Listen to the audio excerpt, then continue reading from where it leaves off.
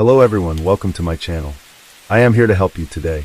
I know you use this video to fall asleep, so before that, like the video and subscribe to the channel. Also, where are you from and what time are you watching? Now get comfortable and relax. Case 1. Anaya Marie Day Garrett was born on September 2nd, 2013 in Euclid, Ohio, to parents Sierra Day and Michael Garrett. Her parents never married and separated before Anaya turned 2. In turn, Sierra gained full custody of Anaya, while Michael did everything he could to remain part of her life. Growing up, Anaya was described as energetic and outgoing. She loved to sing and dance, bringing laughter to everyone who watched her. Her favorite color was pink, but behind her happiness lay a fractured family dynamic that would set the stage for the challenges she'd face. As Anaya grew older, cracks began to form in her once sparkling world. By 2016, concerns relating to her physical well-being started to surface. During his visitation time with his daughter, Michael noticed injuries that Sierra often downplayed or dismissed entirely. For example, he recalled instances where Anaya had visible bruises on her chest and back.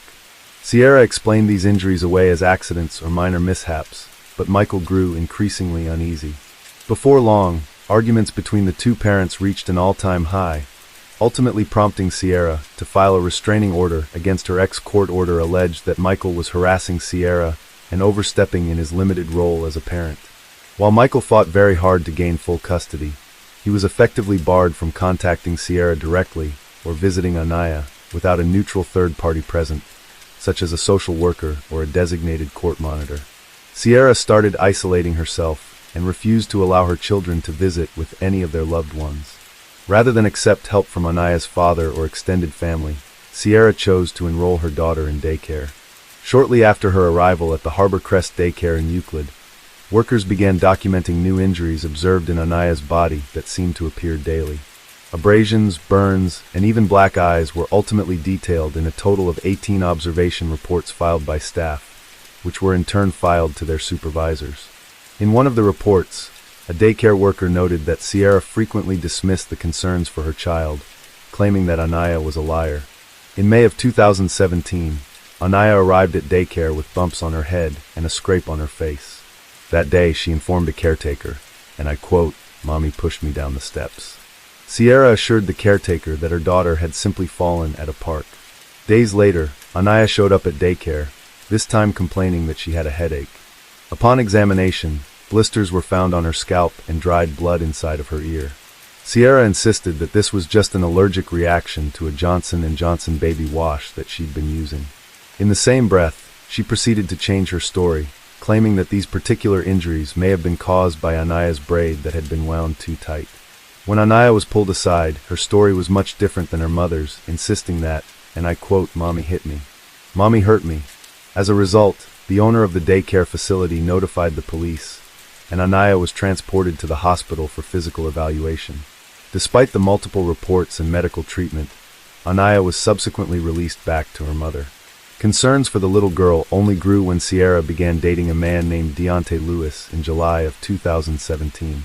While Deontay had no previous criminal record, 26-year-old who worked as a local security guard was the furthest thing from a protector, was incapable of keeping anyone safe, let alone Anaya.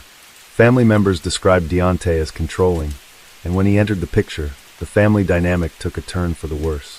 While the child's biological father had been made aware of the reports, he also witnessed the violence firsthand. During a visit to the home in September of 2017, Michael discovered bruises on Anaya's chest and back. On a separate occasion, Michael took notice of a rotting tooth Anaya had been suffering with that had gone untreated. Michael subsequently photographed these injuries and filed his own report with the Cleveland police. Despite Michael's multiple petitions to the courts, expressing fears for his daughter's safety, law enforcement failed to take appropriate action, allowing the violence to continue unchecked. A few months later, in December of 2017, the Cuyahoga County Department of Children and Family Services received an emergency referral regarding allegations of violence and neglect involving Anaya. When a social worker visited Sierra's apartment, she observed more bruises and burns on Anaya's body, but for some reason deemed the child's living conditions as up to par after confirming functional utilities, food supplies, and requirements of basic necessities had been met. While law enforcement assured Anaya's father they were looking into the matter, the investigation did not escalate any further. Surely recognizing that she was under the distorted microscope of law enforcement, Sierra Day made the decision to transfer Anaya from Harbor Crest to a new daycare, one where she herself was employed. This was a preschool in Euclid called Get Ready, Set, Throw. By the time Anaya arrived at her new preschool, things had gotten much worse. Staff noticed that she appeared malnourished, sickly, and emotionally withdrawn. When confronted by her coworkers concerned that her daughter's weight was low, Sierra assured them that she was fine and had always been just a skinny child. Despite Anaya's condition that was worsening by the day, Sierra's mere presence as a teacher at Get Ready, Set, Grow facilitated an environment where she was able to better disguise the violence. Anaya's transition out of Harbor Crest and into her mother's workplace essentially shielded caregivers from properly documenting her daughter's injuries. It became a place where supervision was even more minimal. That fact was ultimately proven in January of 2018. Cleveland PD's investigation into Sierra Day was closed altogether. The case against her was somehow deemed unsubstantiated. Despite hospital visits, photographic evidence, witness accounts, and even statements from Anaya herself, the 4-year-old was allowed to remain in a dangerous environment behind the closed doors at her mother's apartment. What happened over the next few weeks went ignored until it was far too late. The social worker who had visited the home had scheduled a follow-up meeting for March 9, 2018, but Sierra postponed it to March 12th. And tragically for Anaya, that day never came. On March 11, 2018, Deontay Lewis called 911 to report that Anaya had fallen from the toilet and was having trouble breathing. After nearly 4 minutes, Sierra took the phone, informing the operator that she had put her hand to Anaya's nose and that there was no air coming out. When the dispatcher ordered Sierra to administer CPR, there was no indication that either of the two adults followed her instructions. The dispatcher also noted how both Deontay and Sierra remained abnormally calm for the duration of the call. When paramedics arrived, they immediately noticed the heavy stench of bleach. In addition, Anaya's mattress had been stripped of its bedding, aside from one small fleece blanket, and smelled strongly of urine. Police also found court papers regarding Michael Garrett's custody battle torn up and thrown in the trash. Authorities also noticed a scarcity of food in the home, aside from 2 half-eaten Chipotle bowls discovered in the microwave. But the worst discovery is when 4-year-old Anaya was found dressed in winter clothing, lying on the floor underneath an air conditioner. It was a cold day in March, and the presence of a running air conditioner struck the first responders as bizarre. It appeared evident that Sierra and Deontay had tried to disguise the smell of human decay by keeping the child's body cool. In addition, Anaya was found nowhere near the toilet Deontay and Sierra initially reported her falling from. Rigor mortis had already set in, indicating that she had been dead for several hours. Her lips were cracked and her face was pale, showing clear signs of prolonged neglect. She was severely emaciated, with her small body resembling that of a skeleton, with her vertebrae and hip bones protruding from her small winter coat. Anaya's face also bore a deep, dark bruise that had caused one eye to swell shut. A laceration above the same eye was also visible. Additional bruises, cuts, and burns were witnessed across her entire body, along with areas of her skin that had begun to droop and fall from her tiny frame due to severe loss of fat and muscle tissue. Anaya's knees and lower leg showed signs of bed sores as well, indicating that she had been confined to one position for extended periods. When questioned by police at home, the couple claimed that Anaya had fallen off the toilet that morning and hit her head, rendering her unconscious. Sierra also noted that Anaya hadn't eaten since the previous Thursday, roughly 4 days before, after becoming ill from a meal at a local Red Lobster. However, what Sierra's brother later told police suggested that Anaya had gone without food for much longer. In February of 2018, Sierra's brother Isaiah Day visited the apartment only to find Anaya lying immobile on a bed. When he asked if she was okay, Sierra casually replied yeah, completely dismissing her daughter's alarming condition. She went on to nonchalantly explain to her brother that Anaya hadn't been eating much, a vast understatement given the fact that Anaya had allegedly already lost all function of her legs. Despite a clear sense of urgency, Isaiah failed to notify the police and only revealed this information when he was questioned following Anaya's death. Investigators also learned that on February 21st, Sierra contacted local authorities, not regarding her daughter, but to report her laptop stolen. When deputies arrived at the home, Deontay answered the door. Police never went inside, but had they, a starving Anaya more than likely would have been found. Following these grim discoveries, Sierra and Deontay were both arrested. During her interrogation, Sierra admitted that Anaya began showing flu-like symptoms on March 8th and had been vomiting all day after the meal at Red Lobster. She went on to say that she and Deontay tried feeding her multiple items, including soup and Tylenol, but her symptoms persisted. Despite not being able to keep down a sip of ginger ale, Sierra confessed that she believed Anaya was faking an illness, even going as far as to say that her daughter, and I quote, scared herself to the point of causing her own death. After giving her daughter a bath, Sierra told detectives that Anaya said she was sleepy. Hours later, Sierra finally decided to call a 24-hour health hotline, but never once sought medical attention for her daughter, who was slowly dying inside her apartment. Throughout her interrogation, Sierra attempted to blame Deontay for her child's death, claiming he was responsible for feeding the child, not her, and contested the medical care Anaya desperately needed. Sierra also alleged that Deontay had beaten Anaya on several occasions and was known to use a belt during these instances. Following their respective police interviews, Sierra and Deontay were charged with murder, aggravated murder, felonious assault, permitting CA, endangering children, and tampering with evidence. Upon recovering CCTV footage from local businesses in the area, surveillance footage showed that night before Anaya's death, Sierra and Deontay were seen dining at a Chipotle restaurant, where they proceeded to enjoy burrito bowls together. Later, the two were seen shopping at a nearby Walmart. Their 4-year-old daughter lay gravely ill at home. They were later witnessed purchasing snacks and other household items, including cleaning supplies, while Anaya lay dying. An autopsy later performed by Cuyahoga County Chief Deputy Medical Examiner, Dr. Joseph Fellow, confirmed the harrowing details surrounding Anaya's death. The examination pointed toward evidence of prolonged neglect and severe injuries spanning weeks. It was determined that Anaya weighed just 26 pounds at the time of her death, placing her in the 3rd percentile for her age.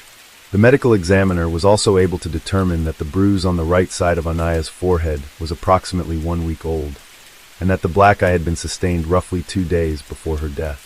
Phaetia was also found around her eyes, further evidence of her prolonged suffering before death. The autopsy also revealed a cerebral infarction caused by a subdural hematoma, consistent with blunt force trauma to the head.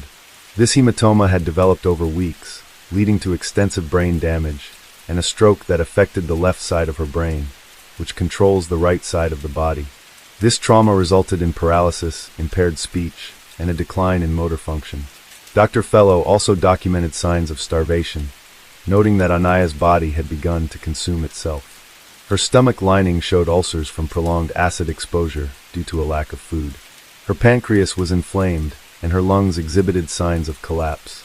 The cumulative findings led Dr. Fellow to rule her cause of death as cerebral infarction due to blunt impacts to the head, with malnutrition as a significant contributing factor. Her manner of death was immediately classified as homicide. Upon analyzing the suspect's cell phones, authorities recovered a tape of Sierra and Deontay that was recorded at 3:28 p.m. on March 10, 2018, the day before Anaya's death.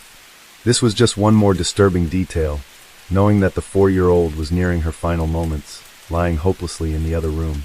Justice for Anaya would finally come at trial when opening arguments began on February 28, 2019. The proceedings exposed the undeniable depth of the cruelty the little girl had endured long before she was left to die inside her mother's apartment. During the trial, the defense attempted to suggest that Anaya's injuries were either accidental or caused by external factors. However, their explanations were contradicted by the overwhelming medical evidence and a total of 37 testimonies from witnesses, including daycare workers, first responders, social workers, family members, and more. The paramedics on scene that fateful day took the stand, recounting Anaya's emaciated state to the jury. Additionally, the surveillance footage of Sierra and Deontay casually eating at local restaurants and shopping for bleach at Walmart were also presented in court. Those present in the courtroom noted that Sierra showed little emotion throughout the entirety of the trial, even when the graphic photos of Anaya's body were shown in the projector screen. This lack of visible remorse was cited by prosecutors as further evidence of both hers and her co-defendant's callousness. One of the most impactful moments at trial was the emotional testimony of Anaya's biological father, Michael Garrett. Michael graciously described his love for his daughter and his relentless but fruitless efforts to protect her. Michael also spoke about the last time he saw his daughter alive. During a supervised visit, he noticed how frail and withdrawn she was, a stark contrast to the bright and energetic little girl that he knew. He testified that Anaya's demeanor had changed drastically in her mother's custody, and even more so when Deontay came into her life. On the stand, Michael expressed his frustration with the state, a system solely responsible for protecting children, as well as the unwarranted restraining order Sierra had filed against him, which legally limited access to Anaya during a critical period where her life was clearly in danger. In the end, both Sierra Day and Deontay Lewis were convicted on all charges. During sentencing, the judge described the actions of both defendants as inhumane and unfathomable, emphasizing that Anaya's death was entirely preventable. As a result of the court proceedings, 24-year-old Sierra Day received a life sentence without the possibility of parole, while 27-year-old Deontay Lewis was sentenced to life with the possibility of parole after 20 years. Anaya's death forced the state of Ohio to confront its own negligence, and outrage turned to action as community members called for reform. Michael Garrett filed a wrongful death lawsuit against the Cuyahoga County Department of Children and Family Services, which alleged gross negligence and failure to protect Anaya despite repeated reports of violence and neglect. It detailed breakdowns in the system that allowed Anaya to remain in not one, but two state-regulated child care facilities. While the lawsuit sought financial compensation, more importantly, it aimed to bring attention to the urgent need for reform within CPS. Michael's legal team argued that had the state followed through on its duty to investigate and intervene, Anaya would still be alive today. As a result of an external investigation, the internal disciplinary letters and failed investigative efforts by local law enforcement came into focus, highlighting the gross lapses in oversight and protocol. The letters specifically drew attention to the blatant ignorance of Anaya's caseworkers, who repeatedly failed to follow up on allegations of violence, perform thorough investigations, or document key findings in compliance with agency policies. Among the findings were the multiple reports from Harborcrest Daycare detailing visible injuries on Anaya that were dismissed without proper investigation. The little to no collaboration between caseworkers and other professionals such as police, medical personnel, and daycare staff to verify the consistency of the allegations, and finally, that supervisors failed to ensure their teams adhere to protocols for handling suspected CA cases. This failure ultimately cost Anaya her life. At the end of the investigation into the agency, multiple employees were disciplined while others were terminated.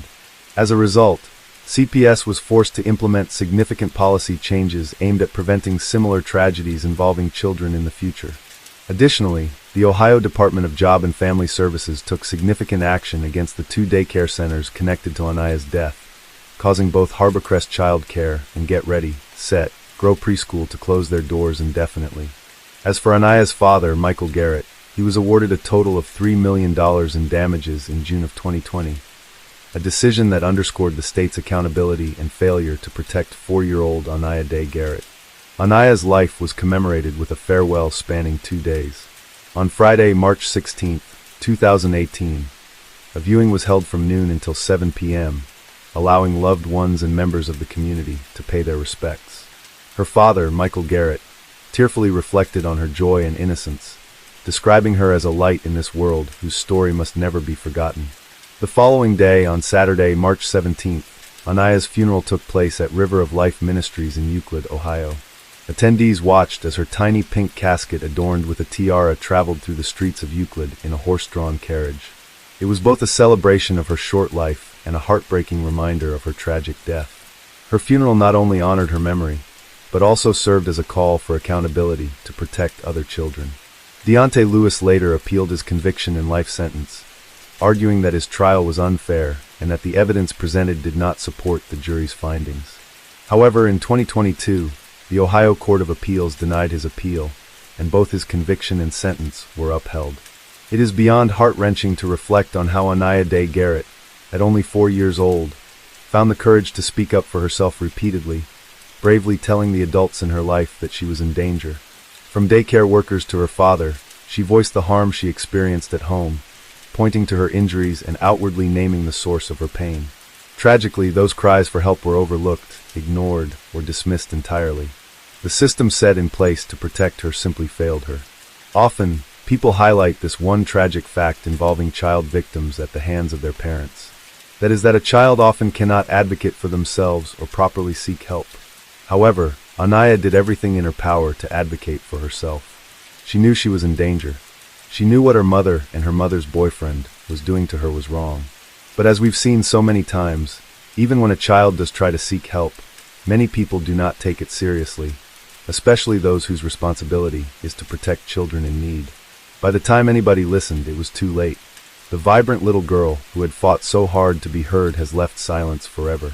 Anaya's story stands as a devastating reminder of the cost of inaction by the powers that be.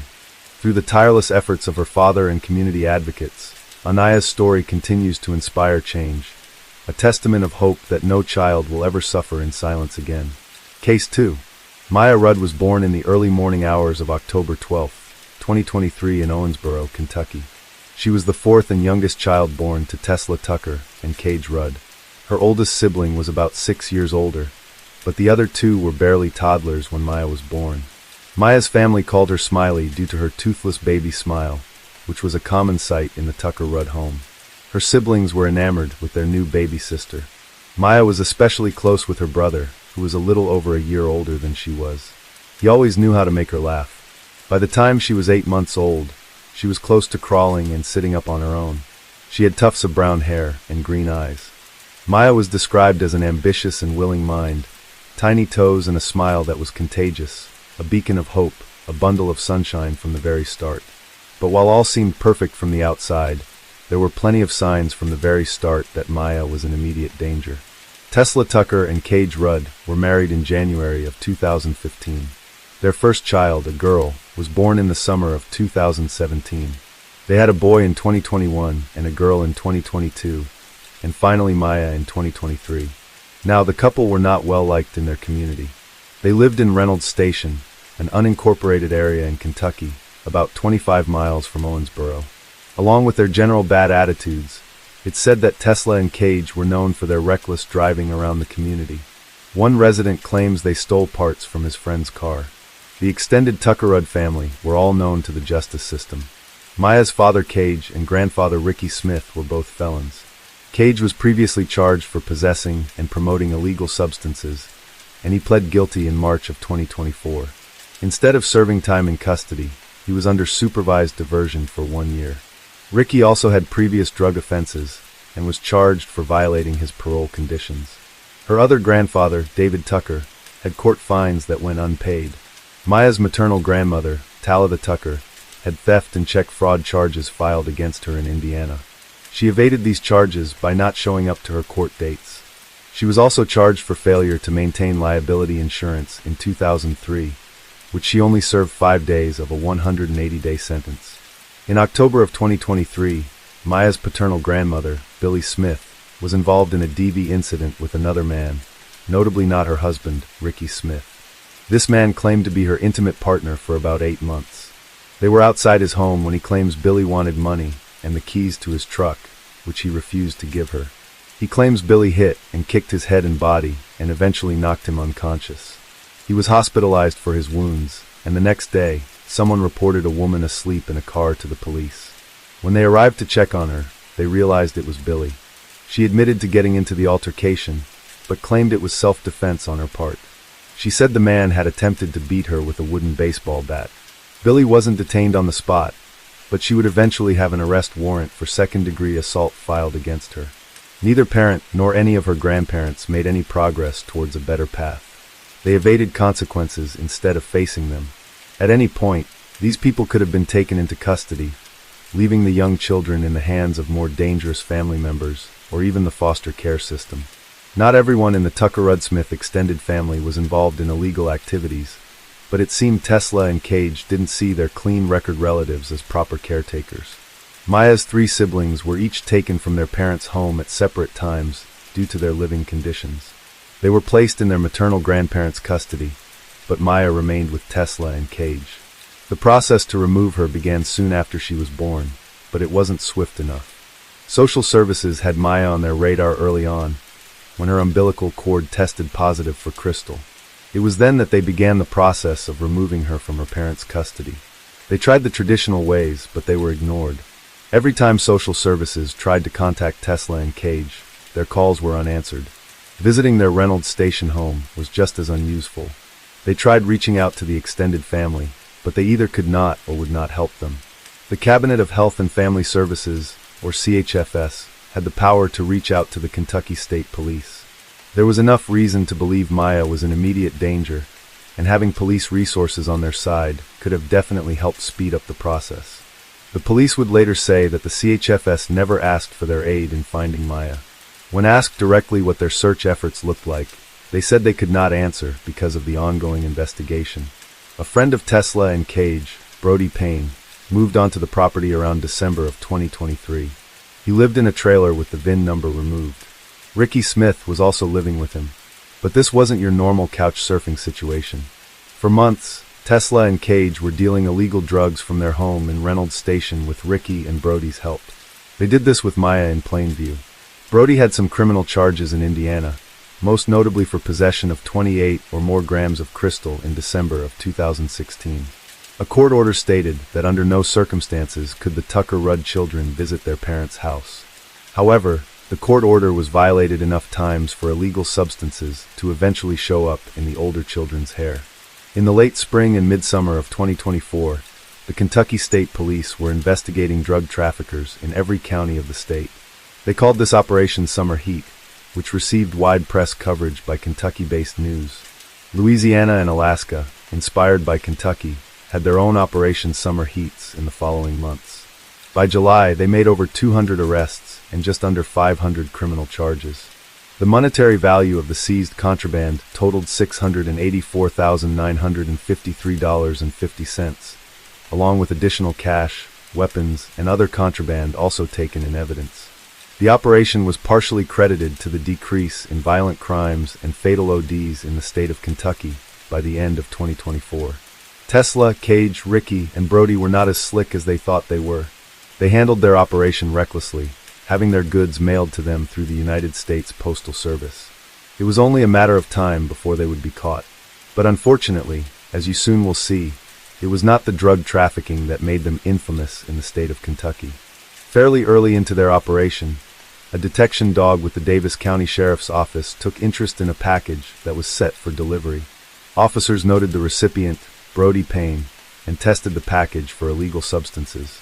Inside was a half-pound of crystal. Someone was mailing illegal drugs to the Postal Service straight into Brody's lap, and law enforcement were going to find out why. Their investigation into him lasted for months, and eventually led them straight to his residence and his accomplices. Officers pulled into the Reynolds Station home driveway and delivered the package. When Brody came outside to pick it up, he was arrested on the spot. He already had a warrant out for his arrest for failing to make child support payments, but that was nothing compared to the drug charges. Brody could not play dumb because there was a second package meant for him that the police seized. It had counterfeit drugs containing fentanyl and a powder-cutting agent. One package looks bad, but two looks worse. He was booked into the Davis County Detention Center on May 20th and charged with first-degree crystal trafficking, aggravated fentanyl trafficking, and purchase and possession of drug paraphernalia. His cash bond was set at $35,000. Maya was last seen by her extended family in April of 2024. In early June, Tesla's sister, Alexis, heard from grandmother Talida that CPS had taken Maya away. Talida believed this, or at least she pretended to. Alexis, however, was not convinced and contacted law enforcement for a wellness check for her 8-month-old niece. But per usual, the parents weren't home and nobody could get in contact with them. Investigators spoke to Talida. She told them her daughter said that Maya was taken away by CPS on May 1st. Detectives followed this lead, but there were no records from CPS backing up the story. Brody was arrested in connection to a drug operation in the Reynolds Station home, and for nothing involving Maya's disappearance. But it didn't take long for police to put together that Brody was maintaining his illegal drug operation in the home of a missing infant. They thought that maybe there was a connection, and they were right. On June 6th, Tesla, Cage, and Ricky were found in a Super 8 motel with what law enforcement described as a multitude of really heavy street drugs. The room was in Cage's name. When investigators opened the door, Tesla was sitting on the bed with suspected fentanyl-laced pills within reach, and in plain view. She also had Crystal stowed away in her purse. Ricky was on the couch next to a glass pipe and had Crystal in his pockets. All three of them were arrested, and upon being questioned, they said they didn't know where Maya was. The trio were charged with child abandonment along with drug possession. They were taken into custody at the Davis County Detention Center and held on $20,000 cash bonds. This is the same jail that Brody was in. During the booking process, Cage had weed confiscated from him. He claimed he had forgotten that he had it on him. The next day, the three had additional charges filed against them involving organized crime, CA, and drug trafficking. Ricky was also charged with owning firearms as a felon and named as a persistent felony offender. On June 9th, detectives visited Billy Smith in search of Maya. The baby wasn't with her grandmother, but Billy was brought into custody anyway due to the outstanding arrest warrants against her from October of 2023. If that wasn't bad enough, another man was arrested the moment officers pulled onto the property. This man, Timothy Roach, was arrested for trying to hide a prescription-only substance under a car. He had a long history of drug offenses prior to this arrest on the 9th. Both he and Billy were booked into the Ohio County Detention Center. The next day, Tesla, Cage, and Ricky had their arraignment hearing for the drug charges against them overseen by Judge Misty Miller of the 6th Judicial District. Later, Tesla and Cage were arraigned for Maya's abandonment and other drug charges by Judge Gregory Vincent of the 38th Judicial District. Ricky and Timothy were also arraigned before Judge Vincent the very same day. Since Maya was a vulnerable, helpless baby less than 1 year old, locating her was obviously top priority. They scoured the wooded area surrounding her parents' house and the nearby cemetery. They pulled out all the stops, even bringing out cadaver dogs and publishing a tip line. Neighbors and members of the community joined the search effort. They didn't care much for Tesla and Cage, and most people didn't even know they had a fourth infant child. But they were willing to put their dislike on hold while the baby girl was missing. On June 12th, law enforcement returned to the home of Maya's maternal grandparents, David and Talitha Tucker, with a search warrant. Once again, Maya was not there, but the couple was arrested for their unrelated outstanding warrants. As we mentioned earlier, Talitha had theft and fraud charges against her in the state of Indiana, and David had unpaid court fines. They were held in the Davis County Detention Center. Police also took their electronics into evidence.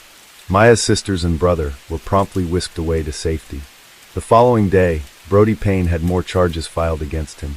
In addition to the possession of illegal substances, he was charged with trafficking them, participating in organized crime, and wanton endangerment. Neither Tesla nor Cage cooperated with detectives. They insisted Maya was taken away by child services. They sent officers on a fool's errand despite knowing exactly what happened to their baby. The grandparents didn't help either, and the extended family were completely in the dark. This period of uncertainty frightened the community. They thought they lived in a safe place with kind neighbors, so Maya's disappearance shook them to their core. There was no evidence of Maya being alive or dead. If it was the latter, law enforcement suspected she would be in the wooded area behind her parents' home or in a nearby cemetery on a hill. They failed to find anything with the cadaver dogs alone, so they made plans to return with more specialized equipment. The Ohio County Coroner's Office also joined in the efforts. Horry King, the public affairs officer for the Kentucky State Police, made it clear that the coroner's office's involvement didn't necessarily mean that Maya was dead.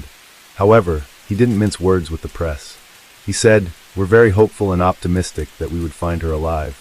Maybe perhaps a family member has her, but the longer this goes on, the more grim it seems." He also said this case was an example of how illicit street drugs can destroy lives and cause the erosion of our community. Officer King also criticized the family for their uncooperative behavior throughout the investigation, saying, "It's completely sad that you have a family that goes this deep in the family tree that's not willing to cooperate with the baby's investigation. It's saddening, and I can't say that I've quite seen it like this before." At 1:15 p.m. on June 14th, 1 week after she went missing, Maya was found. She hadn't gone far. In fact, she was still in her home. Law enforcement found a black Adidas duffel bag in the entry room of the house. There was some debris over the bag indicating an attempt to hide it. Officers opened the bag, and everyone's worst fears came true. Maya was already decomposing. She was so unrecognizable that no one could even tell if it was her. A transport vehicle brought her to the Louisville Regional Office of the Medical Examiner for further investigation. You didn't need to be an expert detective to see that the Reynolds Station house was not suitable for a child, much less an infant. The residence was filthy and dangerous, with illegal substances, paraphernalia, and weapons found by investigators. One officer found a bag tainted with crystal only inches away from Maya's crib. Initial searches left the property largely undisturbed, but there were so many illegal drugs and residue inside the house that the police were worried their officers would OD just from staying inside the house for too long. Investigators had to take several precautions before searching the interior. This included sterilizing the house before performing the search. It took multiple search warrants and visits from the police to get the house safe enough for a thorough investigation. It's not reported how or if this affected the crime scene, but it demonstrates how bad the environment was. If the police were worried for the health and safety of their trained officers, imagine what that house could do to an 8-month-old infant girl. In total, 8 people were arrested during the search for Maya. Her parents, Tesla and Cage; maternal grandparents, Talitha and David; paternal grandparents, Ricky and Billy, along with Brody Payne and Timothy Roach. After the remains were confirmed to belong to Maya, 4 of those 8 arrested were charged for her mistreatment and abandonment: Tesla Tucker, Cage Rudd, Ricky Smith, and Brody Payne. Maya's cause of death is still undetermined even after all the time that has passed. Her body was too decomposed for medical professionals to come to an accurate conclusion.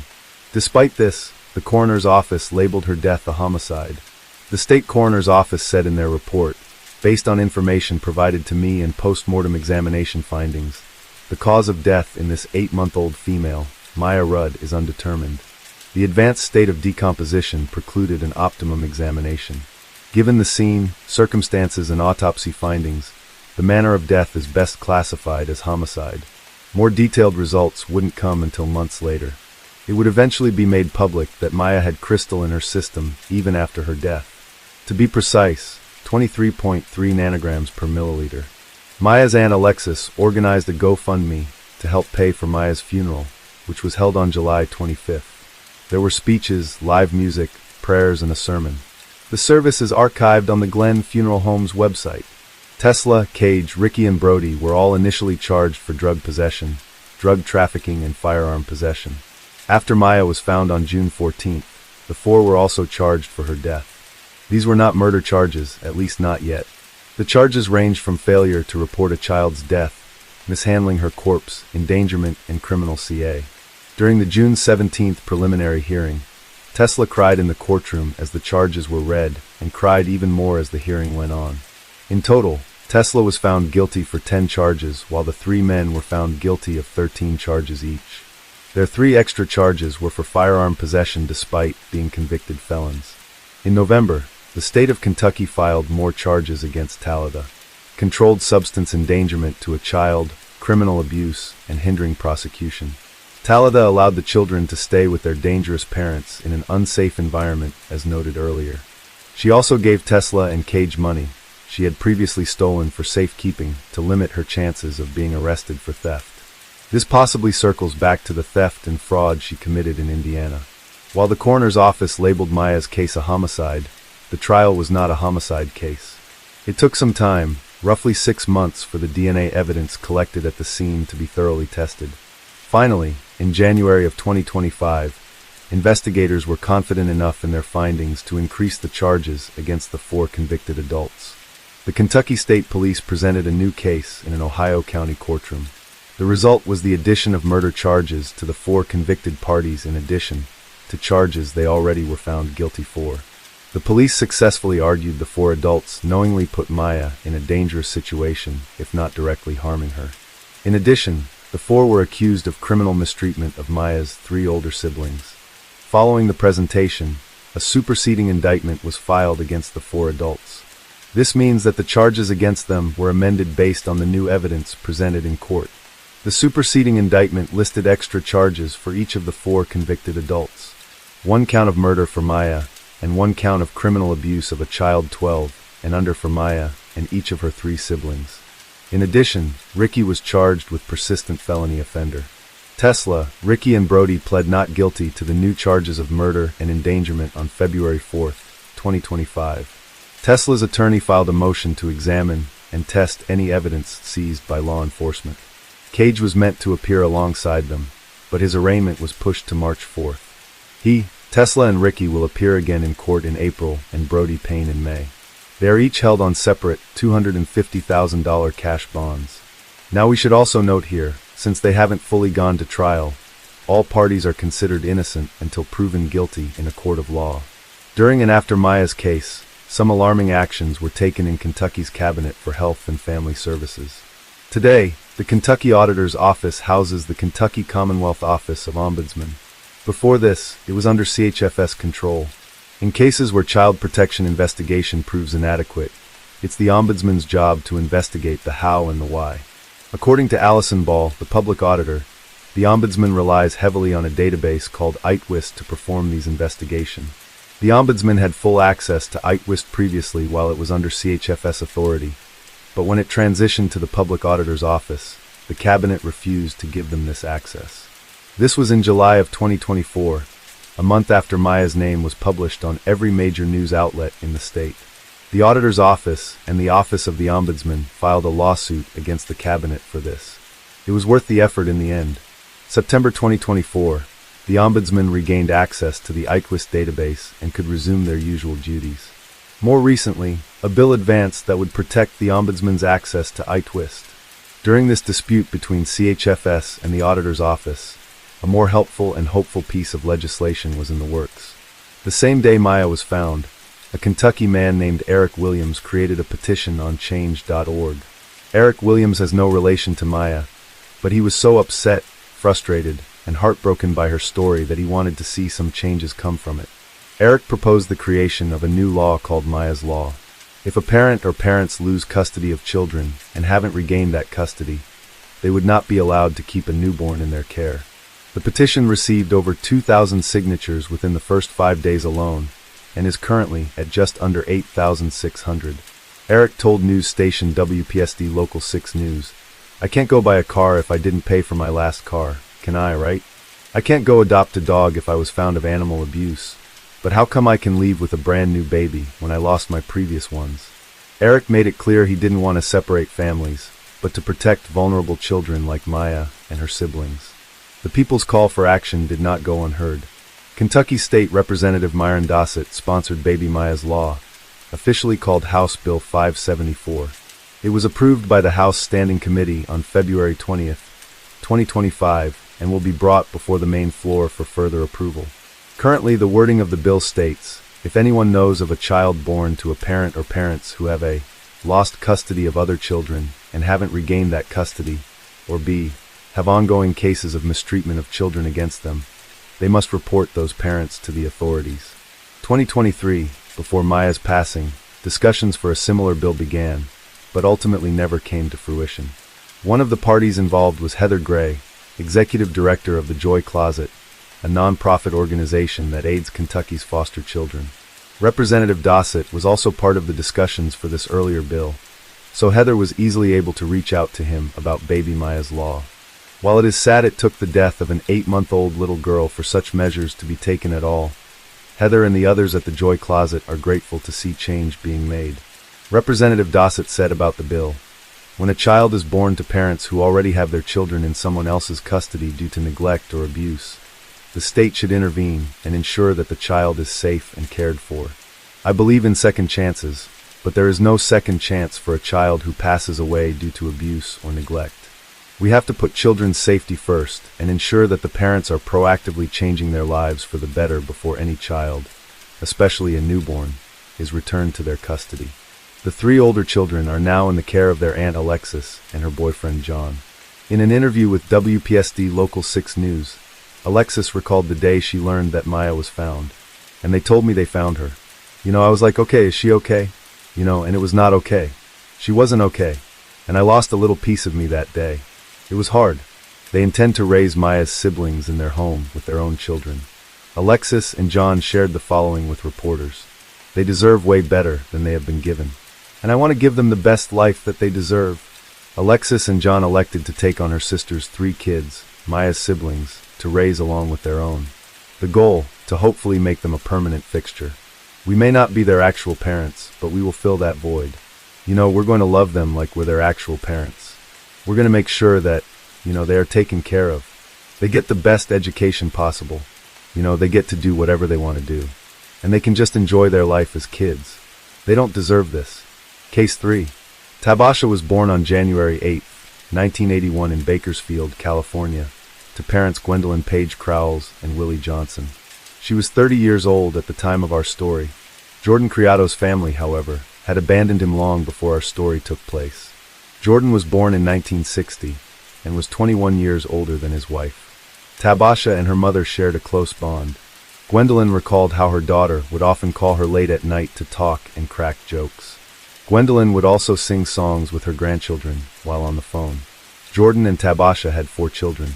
They welcomed their first, Elijah, on February 24, 2004, followed by Isaac, born just over a year later on February 27, 2005. The third youngest, Andrew, was born on May 12, 2006, and finally, Aurora was born on January 13, 2009. Aurora was their only daughter, and all 3 boys carried their father's first name as their middle name. All 4 children were reported to have special needs, and Tabasha herself struggled with mental illness, specifically bipolar disorder. Elijah, who was 7 at the time of our story, was known by his teachers as having an innate ability to craft and construct sophisticated toys. He would give toys he created to other students, and he also enjoyed making art projects for his siblings. 6-year-old Isaac was also creative and artistic. He was above his grade level in reading and writing, and had an obsession with Thomas the Tank Engine. 5-year-old Andrew, the youngest boy, was still in Head Start. He was more focused on toys, and enjoyed superhero action figures like Iron Man and Spider-Man. He also enjoyed playing with Hot Wheels cars. 2-year-old Aurora, the youngest and still very much the baby of the family, was an early Head Start. She was said to have loved Barbie dolls. 12-year-old Madison Grease, who had babysat for the Criado family, said of the children, they were all very loving. The boys were hyper, but they listened to me really good. She said of their parents, Tabby was really nice. I got a good vibe off her. Dad was kinda creepy. Tabasha had met Jordan at a community college in Bakersfield, California, after she had gotten out of the Navy. She married him despite knowing he had been sentenced to 20 years in prison in December of 1989 for the essay of his ex-wife's 3 daughters in Sacramento County. Jordan had been arrested and pled guilty in August of 1990 to 8 counts of lewd and acts with a child under 14. Jordan had also gone back to jail at one point for 91 days for failing to register as an offender, which he was required to do by law no matter where he lived. Jordan's reputation was permanently stained, and for very good reason. It was no secret to the public that he committed such heinous acts against young children. Offenders on the registry are usually quite easy to look up. Despite knowing this, Tabasha still chose to be with him. According to those that knew her, Tabasha wasn't threatened by what Jordan had done in his past. Tabasha's brother, Jesse Adams, also felt that Jordan had served his time in prison, and by doing so, in his words, had paid his debt to society for his actions. Jordan moved his new family to the state of Oregon to get away from his ex-wife's family, as well as anyone else who knew why he'd been in prison. They first settled in Central Point, but they were soon evicted from their home after Jordan lost his job at a local factory. They then moved to Medford, where Tabasha enrolled at another community college to continue her education, and Jordan worked out of their home fixing cars. The family settled into a house located at 1027 West 10th Street, but the Criado household wasn't a healthy one. According to their neighbors, Jordan and Tabasha seemed to have frequent arguments, but nothing physical or aggressive. Child Protective Services had also been called to their address in the past, but the reasons why were not publicly known. Some neighbors reported hearing a loud fight on Sunday, July 17, 2011. It was no secret that Tabasha had intended to divorce Jordan. She had expressed her intentions to do so to her family and friends frequently. That evening, Tabasha stayed out all night and Jordan reported her missing early Monday morning. According to Medford Police Chief Tim George, officers located her later that morning at a local Minute Mart. Surveillance videos showed Tabasha standing at the cash register at 7:46 a.m. According to store clerk Lori Groh, she was talking calmly on her cell phone when she came into the store. She bought 3 fruit-flavored cigar wrappers for 89 cents each, and then sat at a table. Tabasha was dressed in a black cap, black sweatshirt, black pants, and white running shoes. She appeared to be texting on her phone, Then she looked outside and smiled broadly before walking out to join the police officers who had been looking for her. They gave her a ride home, and according to the officers, she didn't appear frightened or nervous before they left her home with Jordan. At 9:23 a.m. the same day, just an hour after Tabasha returned home, neighbor Calvin Kennedy called 911 after he could see what appeared to be smoke coming from the Criado home. Calvin had pounded on the door, trying to get a response from the family, but got no answer. When officials arrived, smoke was now pouring out from the residence. Dozens of firefighters, police and ambulance crews had arrived on the scene to help put out the blaze and rescue the family. Firefighters had to forcefully break into the home because the door had been deadbolt shut. The living room couch was placed against the front door, and the back sliding glass doors were locked from the inside with a wooden dowel. Police said that the fire, which was considered to be arson, had been started in several locations around the house. The first victim was evacuated from the home 16 minutes after the 911 call was placed, last a few minutes later at 9:43 a.m. First responders worked in an average attempt to resuscitate the family in their front yard. The lawn resembled a war zone made into an emergency triage unit as rescue personnel searched for pulses, removed their bloody clothing, and performed CPR. First responders discovered stab wounds on Tabasha and all of the 3 little boys. They were able to get a pulse on 2 of the children at the scene. They were later pronounced dead at the hospital. Tabasha and her 4 children were gone. Jordan was the only member of the family that survived. He was taken to the hospital unconscious from smoke inhalation. Police quickly zeroed in on the father to be the sole perpetrator and made plans to arrest him as soon as he was well enough to leave the hospital. One firefighter told investigators that when they located Jordan, he was holding a bloody kitchen knife. The entire family was found in the master bedroom while the firefighters entered the building to pull them out. The master bedroom was where one of the 4 fires had been set. At autopsy, authorities uncovered chilling evidence. Jordan had given the 4 children large doses of melatonin before the violence took place. Aurora, the youngest of the children, had 4 times the recommended dose in her system. Giving the children melatonin to lull them to sleep pointed to premeditation. He wanted them docile before he carried out his plan. As we mentioned previously, Jordan had stabbed 3 of the 4 children. Aurora was the only member of the family that was spared. Tabasha, Isaac, and Andrew died from sharp force injuries. Elijah and Aurora died from effects of the fire. Tabasha had been stabbed twice in the neck, twice in the face, and 10 times in the abdomen. That many wounds denotes a crime of passion and a complete loss of self-control. There were no defensive wounds found on Tabasha's body to show that she had fought Jordan during the attack. It's likely that the first wound was a fatal one. According to investigators, after Jordan stabbed his wife and children, he carried each of them into the master bedroom. He put 2 of the children on the bed and the other 2 on a mattress on the floor next to their mother. Jordan then got to work on setting the fires.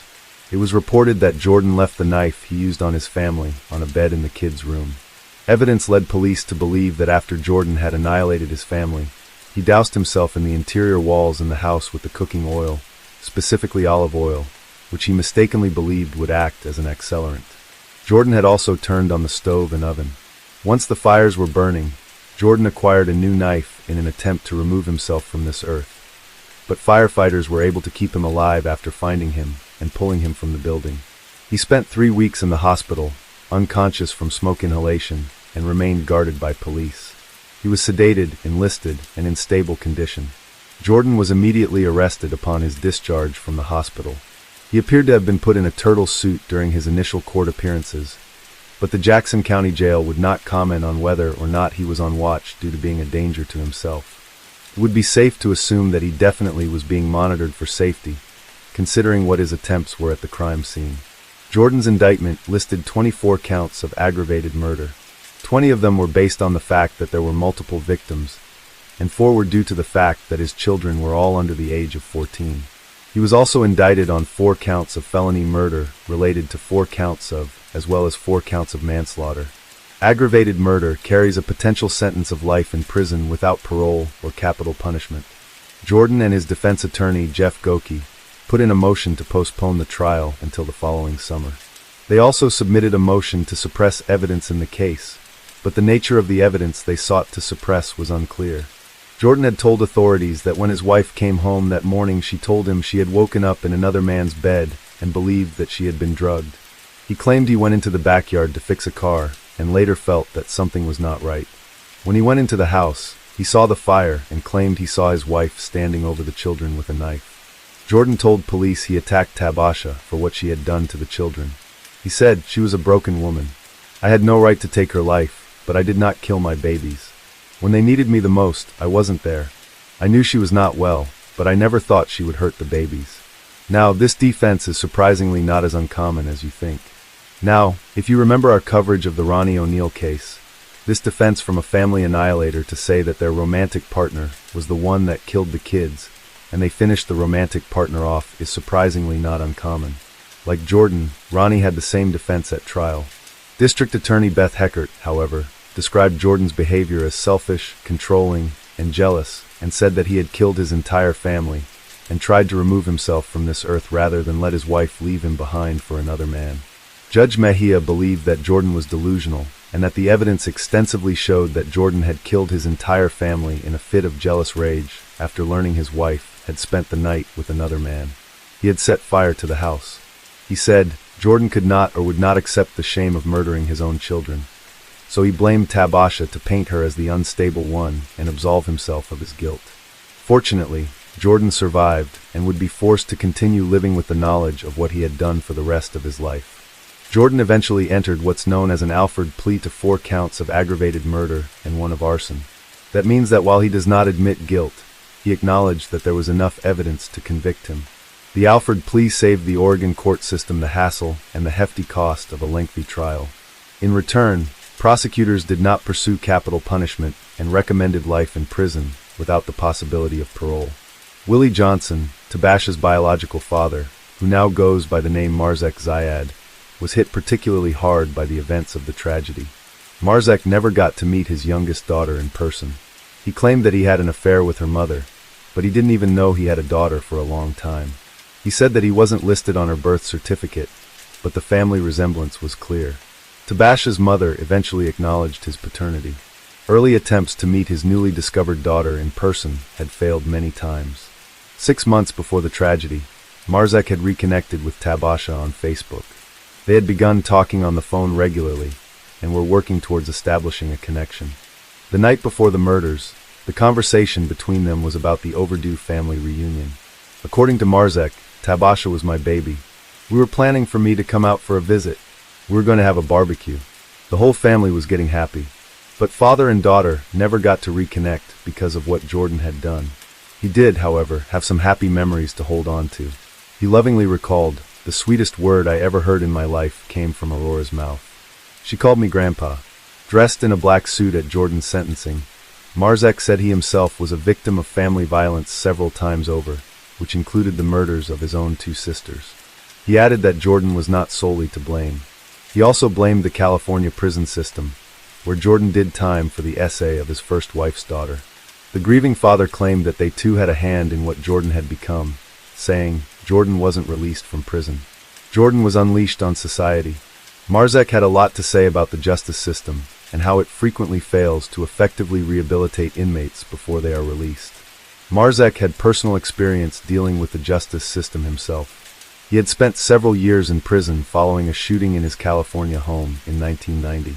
Marzek claimed he was trying to get his stepson's friend out of his house by scaring him with a shotgun.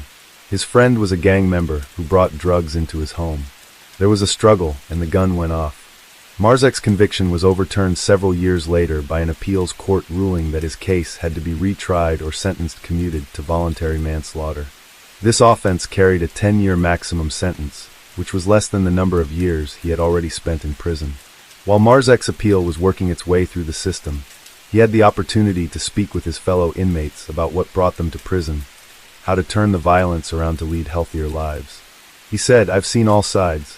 I've sat with murderers on death row. They've told me things they never told their attorneys or their psychiatrists because I was in the same fix as them." Marzek was released from prison on July 18, 2002. Sadly, the 10th anniversary of his release happened to fall on the 1-year anniversary of the Criado killings. He said, "I'm just sick of all kinds of family violence. Anything I can do to stop family violence, I am ready, willing, and able to try." Tabasha's family did not want Jordan sentenced to death. According to Marzek, the death penalty won't do nothing but reward him. Tabasha's family wants Jordan to accept responsibility for what he has done and spend the remainder of his life atoning for his sins and potentially saving others from this pain. While Jordan shamefully averted his gaze, Marzek said he hoped his son-in-law would do something positive in prison to make up for his many crimes, adding, "Yes, I would like to see Jordan locked up for life, but I would like to see what he can become."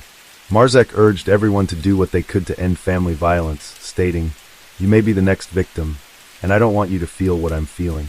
Selfishness is what got him where he is. You're responsible for the sins you do. He needs to see beyond the misery he is facing. He needs to purify his soul and make something positive come out of this. He may be able to get his sins lifted and get to paradise." Despite everything, Marzek believed in forgiveness and redemption. Jordan can be an excellent instrument in promoting programs that would help other inmates in prison not to come out and do the things he has come out and do.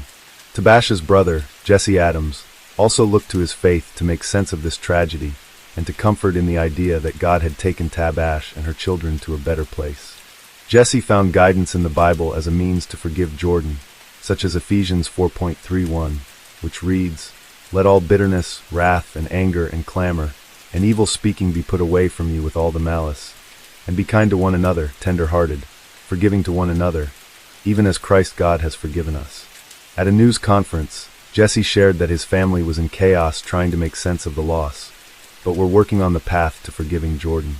Jesse acknowledged that Jordan and Tabasha had been struggling as a couple, stating, "We knew she wanted a divorce. We knew Tabasha would work on her own time, her own pace. She obviously didn't see anything coming or felt threatened.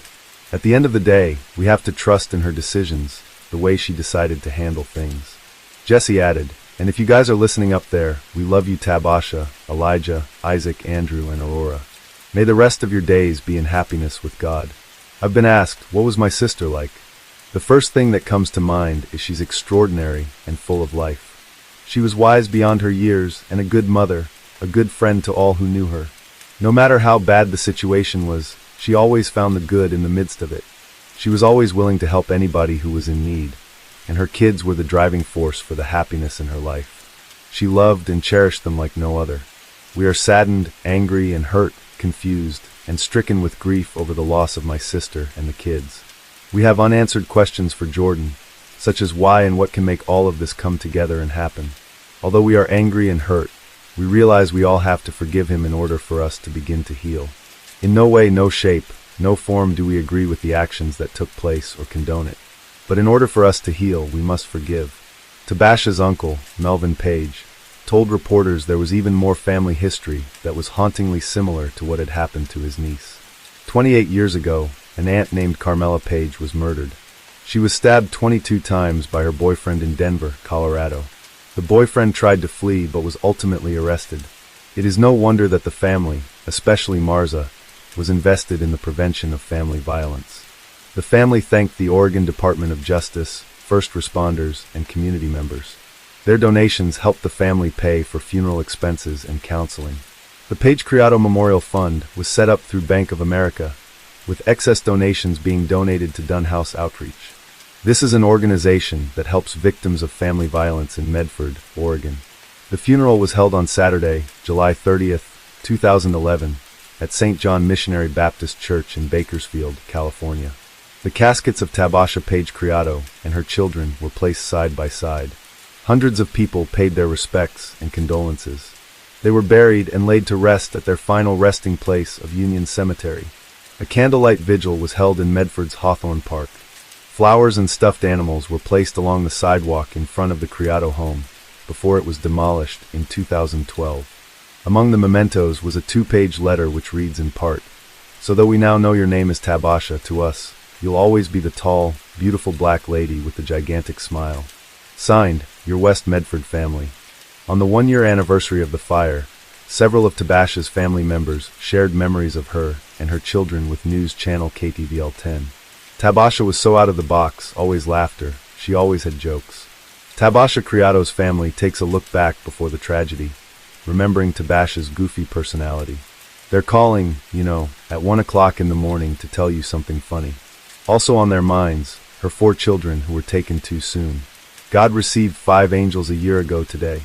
Just remembering the good things, the smiles and the laughter, those are the kind of things that you think about and you hold on to. But as the family tries to focus on the good times, they can't forget. It is still sad, and we're still struggling with the thought that they're not here. Tabasha's brother has spent the last year coping with the loss in his own way. Last year, Jesse Adams asked the community to forgive Jordan Criado for the crimes he suspected of. No way, no shape, no form do we agree with the actions that took place or condone it. But in order for us to heal, we must forgive. Now he's taking his feelings and moving on. He's going to school to be a paramedic. He wanted to find a way that he can also maybe save some lives or give back and do so in their memory. Family members say Tabasha and her children are in a better place. We're finding comfort that we know where they are at and we will see him again one day. Case 4. 18-year-old Mia McQuillan isn't like a lot of young women that we cover here on this channel. She was part of an affluent family and grew up in Bend, Oregon, living in a $1 million bungalow. After graduation, Mia took part in a gap year program through Cambridge, Massachusetts-based agency called EF Gap Year, which according to their website, allows students aged 18 to 22 years old to experience the world and discover your passions, build real-world skills, make lifelong memories, and return home a better you. Now, this program didn't come without a steep price tag. For this experience, you'd be expected to shell out between $19,500 to $24,750 for a semester and $43,750 for the full year. Now, for those who chose the full gap year experience, you'd get to travel all over the world. I'm not even joking. Participants would start by exploring England, France, Italy, Switzerland, Germany, and the Czech Republic before hopping a flight to Australia and then Thailand. And this was just one semester. After winter break, travelers get to enjoy 12 more weeks of adventure. Now, from what we can piece together based on that schedule and available news sources, it appears that Mia was starting her adventure during semester 2. However, she would never make it past France. Mia and her traveling companions were staying at the Ibis Styles Hotel in Paris, located off of Rue de la Croix Saint-Simon in the city's 20th district. At around 6 a.m. on Monday, February 24, 2025, tragedy struck. Unbeknownst to her fellow travelers, Mia had been hiding a secret. She was pregnant. Although the details remain unclear at this time, several news outlets have reported that Mia gave birth to a baby in her hotel room. Rather than ask for help or contact emergency services, she did the unthinkable. Mia wrapped the newborn in a towel with the umbilical cord still attached and flung him from a second-story window where he landed in a trash can. However, some reports have claimed that the baby boy was moved to the trash can. According to a hotel worker that witnessed the events, it was still early this Monday morning. Around 6 a.m., this little piece of Paris woke up in the middle of a nightmare. I get chills just thinking about it. It's awful. She had to give birth in the room. She wrapped the baby in a towel and threw him out the window. He was still alive when he left with the emergency services, but he is dead. We wonder what happened.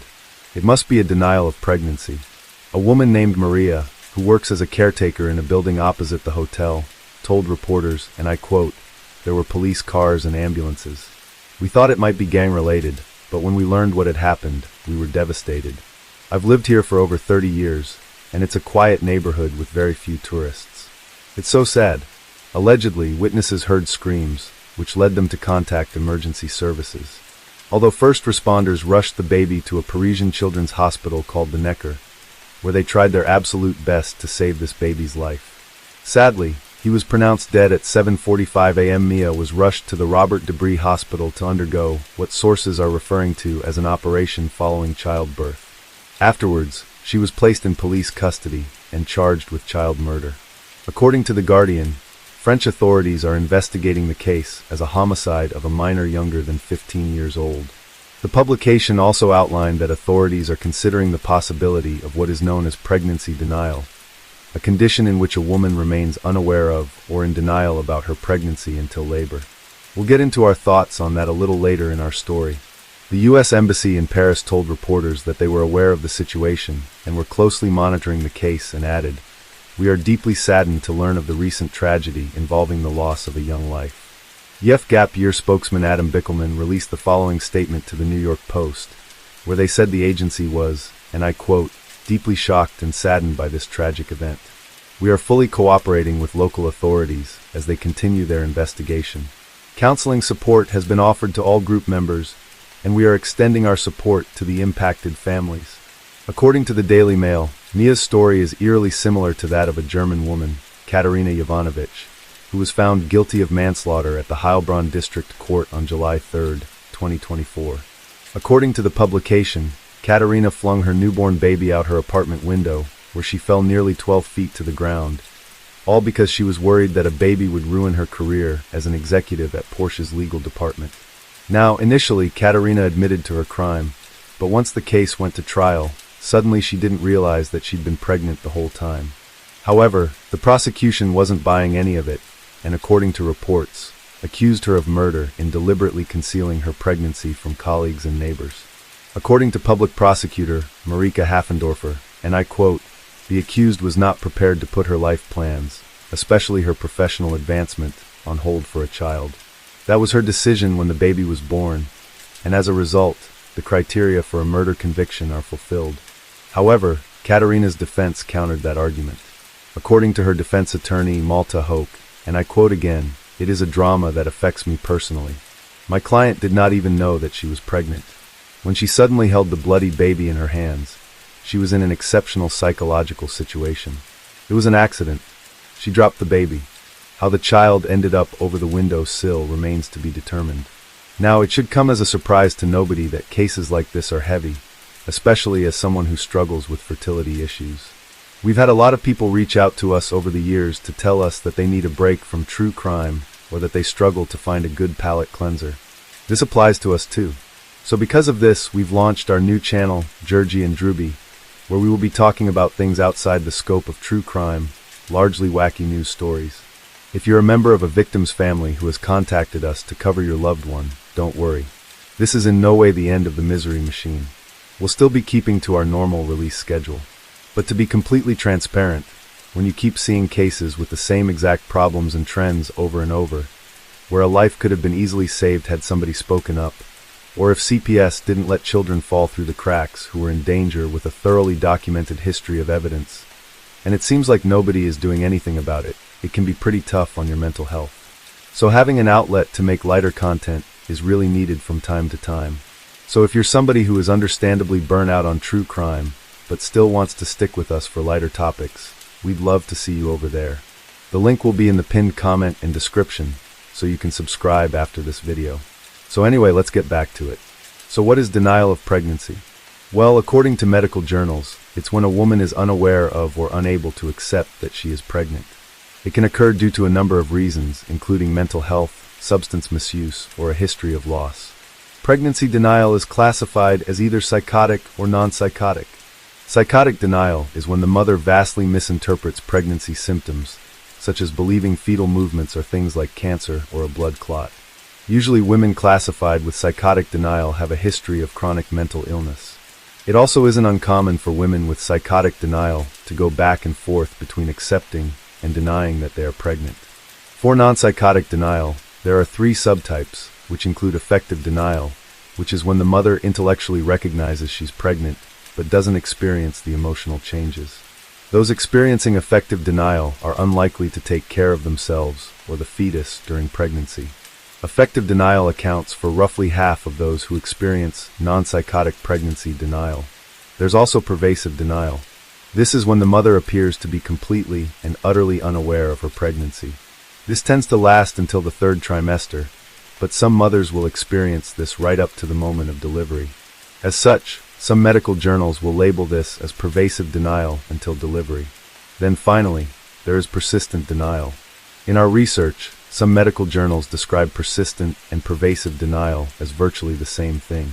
However, one key distinction I saw published in this article in the Journal of the Royal Society of Medicine is, and I quote, "Persistent denial occurs when women discover their pregnancy in the 3rd trimester, yet fail to seek antenatal care."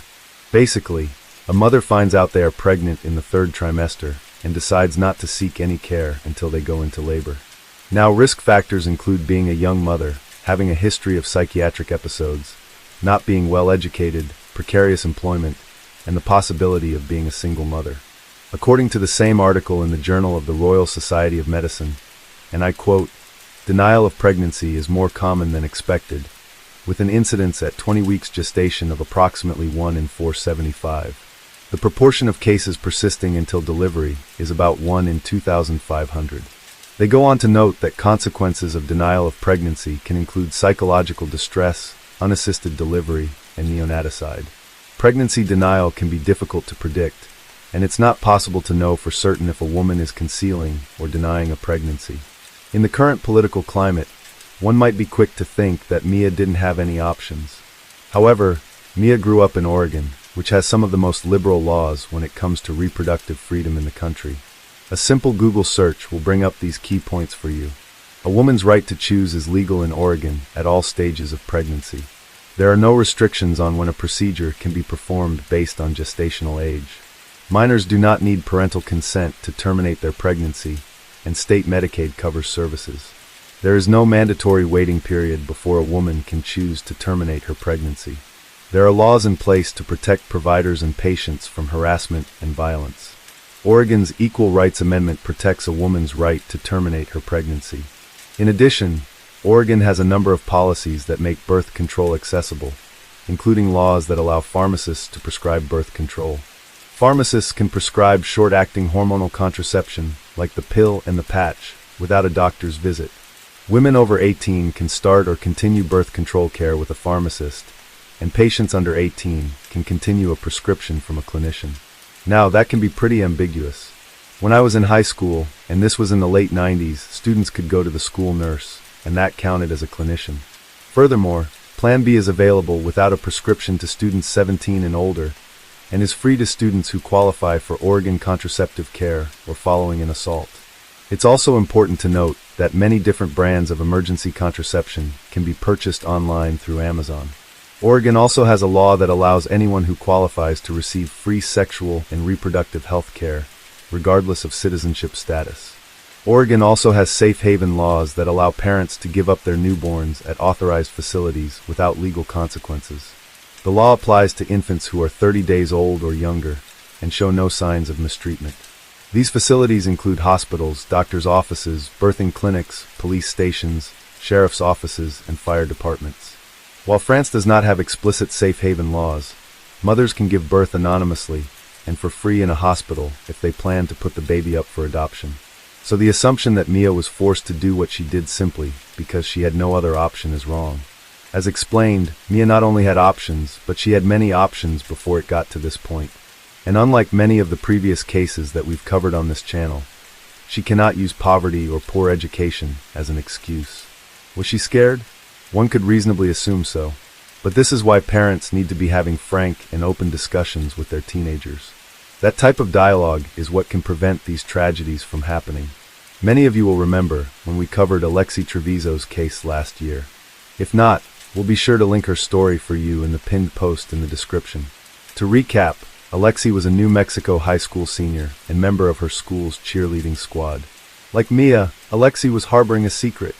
Instead of coming clean, she went about her business as usual, cheering at basketball games, attending her senior prom with the baby's father, and getting ready to attend college at the New Mexico State University in Las Cruces in the fall. When she eventually went into labor, she still couldn't face reality. Instead of coming clean to her mother and hospital staff, both of whom were concerned for her well-being, Alexi gave birth in a bathroom stall in the hospital and proceeded to throw the baby in the wastebasket, where he was discovered by a cleaning lady shortly after. She described the scene as a gory massacre. After the gruesome discovery, the hospital phoned the police, who first spoke with charge nurse H.D. Holliday. That bag opened to see the baby in the bottom, if you would look in the trash. And I looked in there, was when she told me she was something I said, what are you talking about? Because there was a clean liner in the trash bag. So basically he was in the bottom trash on top of him. And then another clean liner put on one person, asked me about the baby, if it was alive, if it was dead, if it was a boy. As a girl, no one asked me anything. No, she didn't even have a patient. No, she didn't ask. The only thing she started doing was crying, and started talking about she didn't know what to do. There was no concern for the baby. No one asked me any questions about the baby, not even the family members. When I went out there and talked to them, did they say, normally people, I would think, would say, was it a boy, a girl? No one asked me one question about the baby at all. I don't even know what to say. I've never seen anything. Like it, I've seen women that are only married or not married but I'm pregnant for 6 weeks, and they lose their baby, and they're a mess, I mean that girl went into that bathroom, made no sounds at all, and a baby came out of her. And I don't even know how she functioned. That way the only thing that upsets me the most is I understand she was scared, and I think her mother had a big dynamic on her. And I understand that, I think her mother was probably pretty controlling.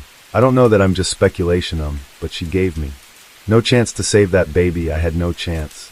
And that's not what I do. My job is to save lives. And I had no chance on that baby. She gave me no chance. And we are a facility that you can drop the baby off, no questions asked, I don't even, you can just leave the baby and go. I don't care, as long as you bring the baby to safely. You're not one of those type of hospitals. So it's hard to fathom what was going on in her mind. Finally, the police, along with hospital staff, proceeded to confront Alexei and her mother about what they had found in the bathroom. We discovered a dead baby in the bathroom. Oh my gosh, I'm sorry, Lexi. I told you about this. I just asked you, baby, to tell me the truth. Scared. What did you do to it? Okay, stop right here. Do you guys have, I'm the charge nurse. Or if you guys have any questions for me, like how big is the baby? It's full term. What, 9 months? Lexi, have you watched the news of the girls that what they do to their babies and what they go to jail? Any other questions? Okay. So as of right now, I'm going to say this, we're going to have the detectives come over here and they're going to talk to you. Okay. We have to gather some more information about what's going on. Don't get your statement. They're going to get the doctor's statements. They're going to get everybody's statements. Okay. So I don't know everything yet. Okay. So I'm not going to tell you right now. Right now she's being detained, so she's not going to leave from here at all, period. Okay. So one of us is in your custody. Yeah, she's detained. Yeah, she's not under arrest, but she is detained. Okay. She's not free to leave. So while this whole thing is coming up, is you're not free to leave. Okay. One of us will be in here the whole time with you, because you're not going to try to leave or nothing like that. Now, Lexi's case isn't even an anomalous case. We've covered several cases over the past few years where a mother gave birth to a baby and attempted to hide her pregnancy. 2 cases in particular that stand out are the cases of Skylar Richardson and Kenesha Berry. Both of these mothers claimed their babies were stillborn, and both of their cases had very different outcomes. Skylar was found guilty of abuse of a corpse and received 3 years probation, which were ended early by the court. Kenesha, however, was initially sentenced to death, but May of 2007 her sentence was overturned and she was resentenced to life in prison with a possibility of parole after 40 years. Finally, there was the case of Jakayla Williams, who knowingly threw her newborn into a trash compactor simply because, and these are her words, babies are too expensive. Her case, as well as Alexei Treviso's case, have yet to reach a conclusion. So where does this leave us with regards to Mia McQuillan? We'll have to see. In France, the charge of murder is punishable by up to 30 years in prison. However, France actually has stricter laws for those who seek to hurt children. Murder of a child under the age of 15, which is what Mia is facing, could send her to prison for life. And no matter where you stand on the aisle, when it comes to access to birth control and reproductive health care, that baby boy didn't deserve to come into this world only to be hurled from a second-story window and into the garbage. Case 5. 30-year-old Kira Steger was a confident and driven woman who worked as a manager at Delia, a clothing store. Kira was just very self-motivated. She loved her job. She really took a lot of pride in it. A lot of the people enjoyed coming to work and working with her. She would always somehow find a way to say the perfect thing to help make you feel better. She had a rare talent for recognizing strengths in others, qualities they often overlooked in themselves. Full of ambition and optimism, Kira envisioned a future that seemed bright and full of possibility. But sadly, on Thursday, February 21st, 2013, things took a disturbing turn for the worst. After finishing her shift that day, she told her friend Jasmine about her evening plans. She was looking forward to a romantic date night with her husband, a night they had planned to spend at the mall. Kira had met Jeff, where Kira was working as a bartender at the time. She moved to Minnesota with Jeff. They would spend time watching movies together, going to the mall, maybe having a couple of drinks, talking. She seemed to be happy with where she was at the time, so I was happy for her. To those who knew them, Kira and Jeff appeared to be a happy, strong couple. Like any marriage, they likely had their disagreements, but whatever challenges they faced stayed behind closed doors. At least, that's what their friends, family, and coworkers believed. So when Kira didn't show up for work on Saturday, 2 days after her planned date night, her colleagues became alarmed. This was entirely unlike her. Known for her punctuality and discipline, Kira was never one to be late and always adhered strictly to her schedule. Concerned, Jasmine repeatedly tried calling her, but Kira's phone remained silent. Eventually, she managed to reach Kira's husband, Jeff Trevino. He picked up, but claimed to have no idea where his wife was, saying she had left home early the previous morning and never returned. Jeff didn't appear particularly worried or upset. He explained that Kira occasionally went off the radar for a day or two, sometimes staying with friends or visiting family without prior notice. The only thing that gave him slight concern was the bad weather that day. Snow had been falling heavily all day. He guessed she might have run into trouble on the road, maybe got stuck somewhere with a dead phone battery. But as time passed with no sign of Kira, even Jeff began to feel uneasy. That same day, he filed a missing person report and reached out to Kira's family. After filing the missing person report for Kira Steger, detectives wasted no time launching their investigation. As in most cases, the first step was to question the spouse and those closest to her, and this case was no exception. Detectives went to Jeff's home to speak with him, where they discovered that he and Kira weren't the only ones living there. Another man, Matt Roth, also shared the residence. Jeff told investigators that Kira had left the house around 8:30 a.m. on Friday, heading to work for an event she was required to attend. He insisted that she had been acting completely normal that morning, and he hadn't noticed anything out of the ordinary. Jeff didn't find anything unusual about Kira occasionally disappearing, even though he had no idea where she was or who she was spending time with. He mentioned that their relationship had been facing some challenges over the past couple of months, but he didn't think it was anything major or worrisome. He saw it as just the usual disagreements that happen in any marriage. Investigators put out an APB for Kira and her missing vehicle. Meanwhile, they decided to visit the Mall of America, the location where she and Jeff had planned their date night, to check if his story held up and to look for any potential leads. The Mall of America is the largest shopping center in the state, so it was naturally equipped with a large number of surveillance cameras. To uncover any useful information, detectives had to comb through hours of footage. Although this was a time-consuming and tedious process, there was no alternative. Working alongside a video expert and forensic specialist, the detectives began reviewing the footage from 6 p.m., the time when Kira had finished her shift. On the video, they spotted a couple entering the frame from the left side near the escalator, with the man holding a yellow bag. It was Kira and Jeff. They were heading toward the mall's exit. The footage showed them leaving the mall and walking toward the parking lot exactly as Jeff had described, and the timing matched perfectly. Unexpectedly, new details caught the detectives' attention. They rewound the footage and carefully re-examined the moment when Kira and Jeff left the mall. This time, they spotted 3 men entering the frame. One of them appeared to recognize Kira, glancing her way and whispering something to his friends. Meanwhile, Kira and Jeff walked on, seemingly unaware that anyone was paying attention to them. The detectives then switched to the parking lot cameras. The couple was seen heading down to the underground parking, and after a short time, a white car was spotted driving away. The authorities kept a close watch on their movements, but nothing unusual or suspicious stood out. Jeff had said that Kira was driving their white Chevy Cobalt when they left the mall. However, the footage didn't reveal who was behind the wheel or show the car's license plate. Based on the time on the video and the camera's position, forensic experts concluded that the car leaving the parking lot was indeed Kira's. Jeff said their evening ended with a cozy family movie night at home, and everything went smoothly without any hint of trouble. Their neighbor Matt Roth was also at home that night. Since Matt lived in the basement of the same building, the detectives wanted to talk to him to see if he had seen or heard anything unusual between Thursday and Friday. Additionally, they were curious to hear what Matt might have to say about the dynamics of Kira and Jeff's relationship. Matt mentioned that he saw Jeff and Kira that evening, but didn't want to disturb them. He went to his basement apartment, lay down on his bed, and slept peacefully through the night. The next morning, he got up as usual, left the house, and didn't notice anything unusual. Matt's account aligned perfectly with Jeff's, so there was no reason to doubt the accuracy of his account. As time passed, the worry for Kira's safety only intensified. With no updates from her and growing frustrated with the lack of progress, her family decided to travel to the Twin Cities. They were determined to do whatever they could to help with the investigation. As Kira's family handed out missing person flyers, investigators remained focused on their work. One of their main priorities was questioning neighbors in the area, a strategy that quickly paid off. A neighbor pointed them to a house across the street, which had a surveillance camera mounted on its facade. The camera could pan left and right, providing a clear view of the street where Kira and Jeff lived. She suggested they speak with the homeowner. Following her lead, detectives approached the man, obtained the surveillance footage, and brought it back to the station for review. Meanwhile, Kira's cell phone records threw up a new lead. Using their law enforcement connections, officers traced the information to a man named Ryan Wendt. At that moment, he was out of state, driving through a snowstorm on his way to Colorado.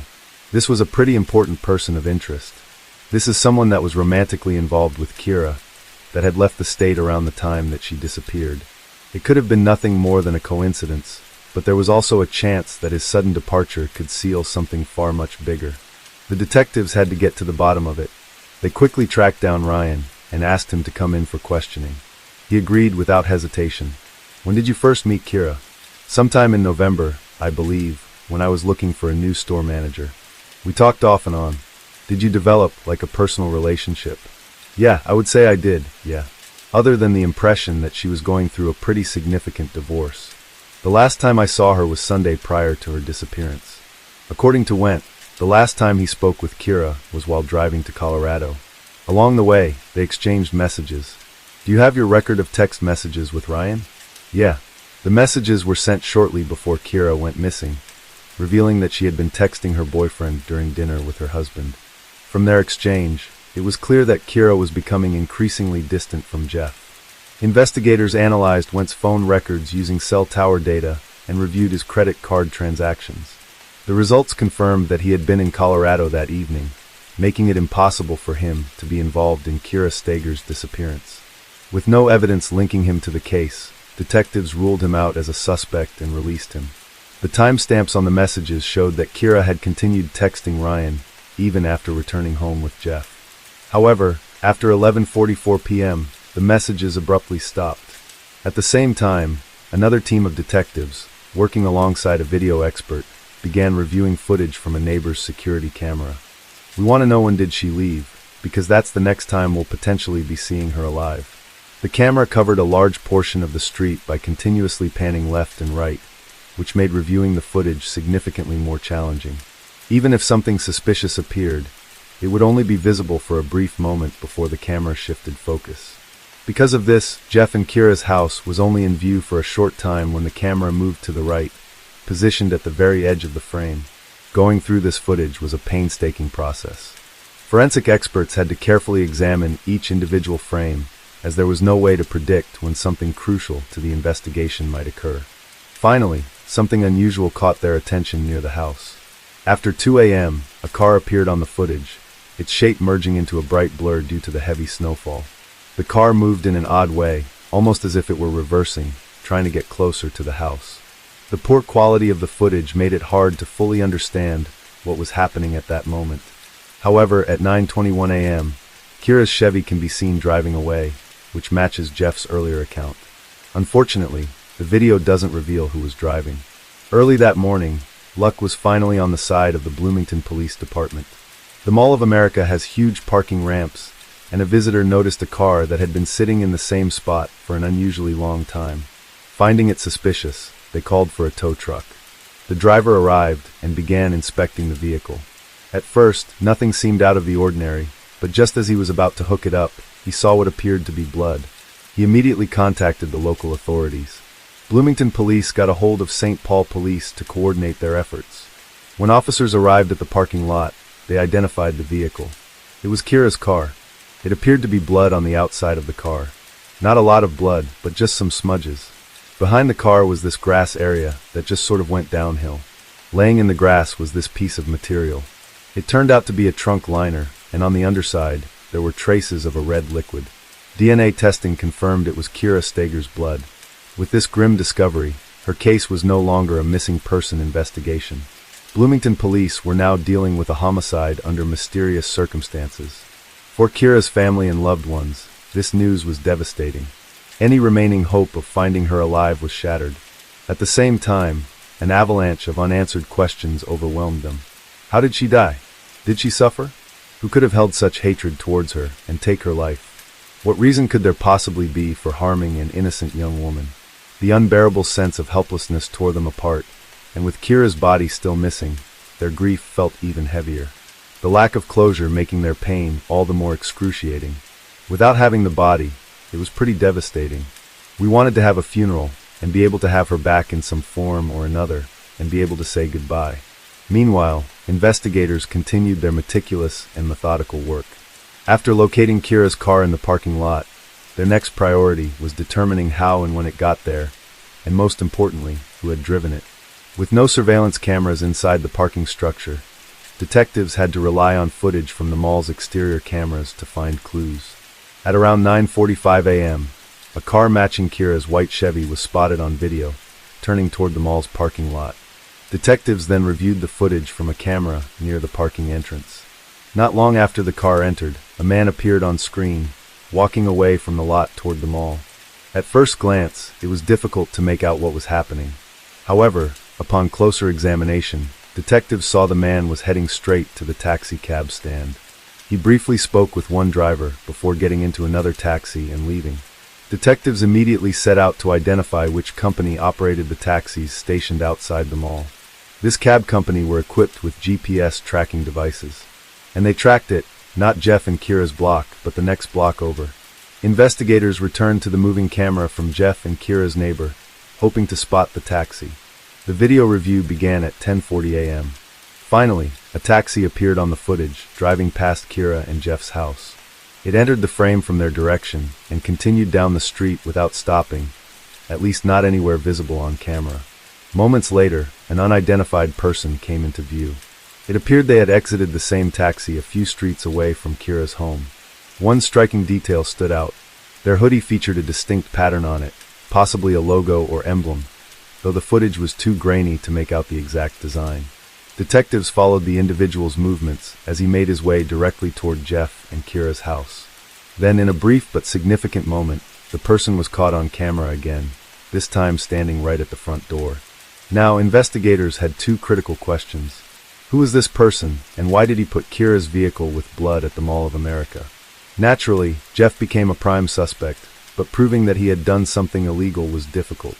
The investigators had no choice but to take the next logical step, securing a warrant to search the house for any potential evidence that might still be there. It's unclear why this wasn't done at the beginning of the investigation. From the outside, and even inside, the house seemed completely normal with 3 small bedrooms. Forensic experts carefully examined every inch of the place. Soon enough, their hard work paid off. Right beside the edge of the bed, they discovered a stain, some kind of dried liquid. It strongly resembled blood. Similar stains were also found on the mattress. Forensic specialists sprayed luminol to uncover any hidden or faint traces, and you won't believe what they found. The entire carpet lit up with spots, revealing stains in the bedroom, hallway, kitchen, and even on the stairs. It was also evident that the perpetrator had attempted to clean the carpet, likely using a vacuum cleaner in an effort to erase the evidence. All of these stains were identified as Kira's blood. Along with searching the house, the police also inspected Jeff's SUV. No blood or signs of a struggle were found. However, they did find something interesting. A receipt showing a payment made with a card for gasoline at a local gas station. The transaction occurred exactly an hour and 40 minutes before Kira's car was left at the Mall of America parking lot. Why did Jeff go to the gas station at 8 a.m.? And more importantly, why hadn't he mentioned this to the investigators? The police decided to visit the gas station to do what? That's right, to review the surveillance footage. On their way to the station, the investigators had already developed a theory about what happened that fateful night, though it still needed to be verified. The footage showed Jeff filling up his car, withdrawing cash from an ATM, and then heading back outside. The video quality was excellent, his face was easy to identify, and it was clear what he was wearing. He had on the same sweatshirt with a large pattern on the chest as the person seen on the neighbor's security camera. With this new evidence, Jeff Trevino became the prime suspect in Kira Stegger's murder, and he was soon brought in for questioning. Kira's body had not been found, and no one knew where she was. While investigators strongly suspected she was dead, they needed more concrete proof. I'm going to use my right to remain silent until I can speak to my attorney.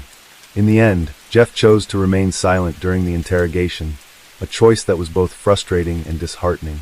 We don't have as much evidence as we want, but we have enough to charge him and hope that we would be able to find additional evidence.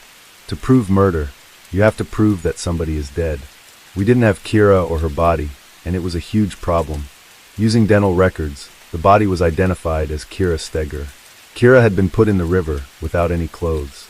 There was an injury on Kira's forehead, and then on her right hand, her pointer finger had been snapped, and it was a fresh break. There was no healing, so that happened before she died. It was clear it was a fresh break, with no signs of healing, indicating that it happened before her death. With this new information, the detectives began to piece together a theory of the tragic events that occurred that evening. Kira had spent the evening with her husband, but throughout the night, she was continuously texting her boyfriend. She did so both during dinner at the mall and after returning home. Most likely, her actions didn't go unnoticed by Jeff. From the start of the evening, he began feeling increasingly hurt and angry toward Kira. Initially, he tried to casually ask who she was messaging so much, but when Kira refused to show him her texts, he lost control. In his rage, he grabbed her arm and forcefully took her phone, breaking her finger in the process. But that wasn't enough for him. He then struck Kira on the head with a glass, causing the wound on her forehead. Then, Jeff calmly used a pillow to suffocate Kira, cutting off her air supply. Realizing the crime he had committed, he quickly worked to erase any evidence, putting together a plan to hide the evidence. He moved Kira's car closer to the house, placed her body in the trunk, and drove to a river where he discarded it in the water. The following morning, he withdrew some cash, preparing to take a taxi back home. Afterward, he drove Kira's car to the Mall of America and left it there. He then took a taxi, which brought him almost to his doorstep. Through all of his actions, Jeff tried to make it seem like nothing unusual had happened and that he had no involvement in his wife's disappearance. But as we all know, sooner or later, everyone must face the consequences of their actions. On November 25, 2013, Jeff Trevino was convicted of the second-degree murder of his wife, Kira Steger, and was sentenced to 27.5 years in prison. Kira will always be remembered by those who loved her as a kind and bright person who brought joy and optimism to everyone around her, always willing to support anyone in need. And that's why I will never feel that loved ever again. Case 6. 50-year-old Michelle Summers lies motionless in the bathtub. Unable to comprehend her mother's disturbing state, panic and desperation take hold as Ada screams for her father to help. Martin bursts into the bedroom upon hearing his child's desperate cries, only to find Michelle slumped over in the bathtub and Ada crying uncontrollably. To shield Ada from further distress, he instructs her to seek help from the neighbors. Once Ada leaves, Martin immediately dials emergency services while desperately administering CPR to his wife. Pleasantville Police Department. I need an ambulance right now. Okay, what's the problem, sir? Sir, what's wrong? I've fallen in the bathtub. Who's in the bathtub? Who's in the bathtub? My wife. Okay, is she conscious? She's not. I'm a physician. Okay, sir. Sir, I need you to calm down. Sir, I can't understand you, okay? Can you calm down just a little bit? Okay, your wife is unconscious? She is unconscious. She's underwater. Okay, did you get her out of the water? I did. I couldn't lift her. I let the water out. She's under the water. She's under the water? She's under the water now. Call the emergency ambulance. Okay, is she breathing at all? She's not. Okay, sir, the ambulance has been paged. They're on their way, okay? Do not hang up. What? Sir? The operator is left clueless as the line goes suddenly dead. Frantic to trace the address, the operator reaches out to a colleague for help. Was it 305? Did he get west or south? He didn't. And we tried to get that out of him, and then he didn't connect it, and nothing came up on our caller ID. Okay, I know it's a gayness community we have, so I know. Okay. I wonder. Could it have been 3305 Milk Street? I wonder. It could have been. It sounds like he said 305, because he said 305. I cut the 305 at once. Yeah, it's 3005 Milk Street, okay. 3005 Milk Street? Yeah, do you have a callback number by chance? No, we didn't. Okay, let's call for a screen. No name or nothing. No. Okay. Okay, alright, thanks. When the operator calls Martin back, she realizes that the situation has spiraled into something far more dire. Oh, why would an adult female be? Hello. Sir, this is 911. Can I help you? I need help right now. Sir, they're on their way. Is your wife breathing? She is not. I am a physician. I've got CPR in progress. You're doing CPR. Do you know? Oh no. Sir, how old is your wife? My wife is 50 years old. She just had surgery here a couple days or a week ago. What kind of surgery did she have? She had a facelift. She had a facelift? Yes. Okay, do you know how to do CPR? I am doing it.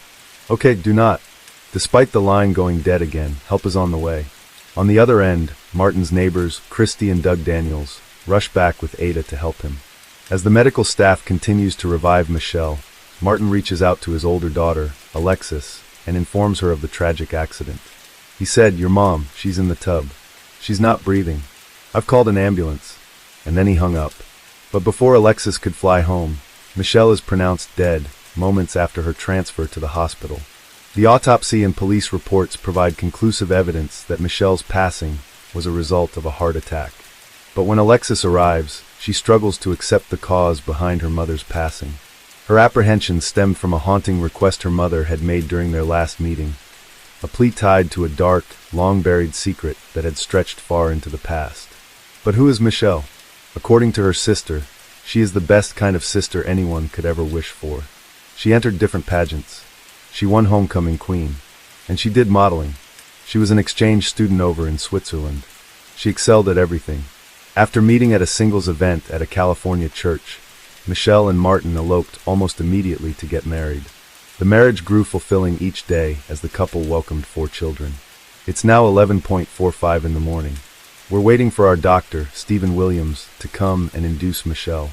This will be our 3rd baby. Guess who's here, Rachel? Hey, that's your new sister. Rachel, Vanessa, Alexis, and Damien in just 5 years. Martin fast-tracked his medical degree and residency, completing both in just 4 years. By 1987, he was working as a physician in the ER, and was known for his generosity, often advising patients free of charge who couldn't afford it. His career peaked when the Utah governor appointed him as medical director of the Utah Development Center. He also served as an LDS bishop, further cementing his respected status in the community. Martin and Michelle were seen as the ideal family, admired, well-respected, with devoted children. Martin was their role model, while Michelle was their unwavering pillar of support. Driven by their desire for a larger family, the couple adopts 4 more children, Giselle, Ella, and Sabrina from Ukraine, and Ada, who's actually their granddaughter. But behind the facade of success and devotion lay secrets that would unravel everything. Indoors, the couple's marriage was a battleground of frequent clashes when Michelle caught Martin watching explicit content. Each time she confronted Martin about his concerning habits and behavior, he threatened to end his life, forcing Michelle to bury the issues. For years, the couple hid the turmoil from the children and the community. Yet, the truth can only remain hidden for so long. When Martin turned 50, his behavior took a sharp turn. The sudden change was impossible to ignore, and the older children noticed something was off about their father. When my father turned 50, he started acting very strangely. I thought he was just going through a midlife crisis at first. He became just very obsessed with losing weight and his appearance. He'd go into tanning salons. He lost weight. He lost weight. He'd start exercising just all the time, just in the middle of a conversation, jumping and doing push-ups, things like that. Really bizarre. Really strange. Very out of the ordinary. According to ABC News, Michelle grew suspicious of an extramarital affair, but found no proof to provide any basis for her doubts. Michelle had worked as a model in the past, and had always come across as very accepting of her aging. But in March of 2007, something changed. Michelle surprised her family by announcing that she was getting a facelift. Mom said, "I'm going to meet with a plastic surgeon. Your father wants to get me a facelift." She's got a makeup on. Like anyone getting older, you have things that you don't like, and so my dad's trying to do something nice for her. She told me, she said, your dad's trying to look all better. Maybe I will too. Despite her apprehensions with her mother's drastic decision, Alexis volunteered to return home during her break to assist in her mother's recovery post-surgery. I actually went to the consultations with her to meet this plastic surgeon, and she told him all of her concerns, saying maybe I'll wait until the summer. I would be home from medical school for my summer break, and so I could be there and can help with the recovery. And my dad said, "Oh no, Alexis, you have spring break coming up in a week. Let's do it then." My dad was very pushy. Post-surgery, Michelle developed symptoms that are not consistent with the procedure's side effects. She is constantly drained and drowsy. As a med student, Alexis checks her mother's prescriptions and discovers heavy sedatives on the list that are prescribed by a licensed doctor. Given that the prescription is written by a medical professional, Alexis seems convinced of the medication. But her mother's behavior grows suspicious each day. Despite being blindfolded by bandages, she asks Alexis to hand over the medications so that she can identify them by touch. The strange request unnerves Alexis, pushing her to confront her mother. Michelle shares her suspicions about Martin being involved in something sinister and having an affair, adding to the already shocking revelation. Michelle says something that makes Alexis' blood run cold. She started to cry. She said, "If anything happens to me, make sure it wasn't your dad." And I said, "Mom." I kinda got upset. As Alexis continues to reel in the shock of her mother's suspicions, she also resists her father's demands to leave him alone with her mother while he administers the medicines to her. But as Michelle's health improves substantially, Alexis leaves for university after her spring break, putting behind her mother's suspicions. But here she was now, only a week later, flying back home after listening to her father's panicked cries over the call. As Alexis stomachs the devastating news about her mother's passing, her haunting last request makes her uneasy. As soon as Martin leaves the house, Alexis bolts to her mother's room to count every pill in the prescription bottle. To her dismay, every bottle is empty. When she inquires about the missing pills with her brother, Damien, and his girlfriend, Aileen, she discovers that Aileen has flushed the pills after returning home from the hospital at Martin's request. It made him too sad looking at her having her medication there. As soon as I heard that, things were just starting to add up. Determined to discover the truth, she remembers Michelle had shared Martin's phone account login with her a month ago. Little did she know then that this account is going to expose the beginning of a sinister plan. And we found this number that he'd been calling a lot. The name of the person popped out. Gypsy Jillian Willis. The barrage of text messages and the call durations from the number makes Alexis wonder if Gypsy could be her father's lover, like her mother had suspected. But when she confronts her father, she endures a side of him that she hadn't considered in her worst nightmare. Angered by her accusations, Martin assaults and violates Alexis in the bedroom. Reeling from the truth about her father, Alexis turns to her sister, Rachel, and their aunt, Linda, who had always harbored doubts about her sister, Michelle's sudden death. However, she doesn't share about the assault with her family. Her father's behavior convinces Alexis that her mother was right about Martin's infidelity all along. But proving that he had anything to do with her death would be another matter. Alexis and Linda decide to approach authorities to reinvestigate Michelle's death. Since the autopsy and toxicology reports showed no evidence of foul play, the police dismissed Alexis' claims. Meanwhile, Martin's behavior grows more suspicious as he rushes to organize the funeral and bans all of Michelle's family from attending it. At the funeral, Martin talked mainly about himself and not so much Michelle. Alexis and Rachel were appalled.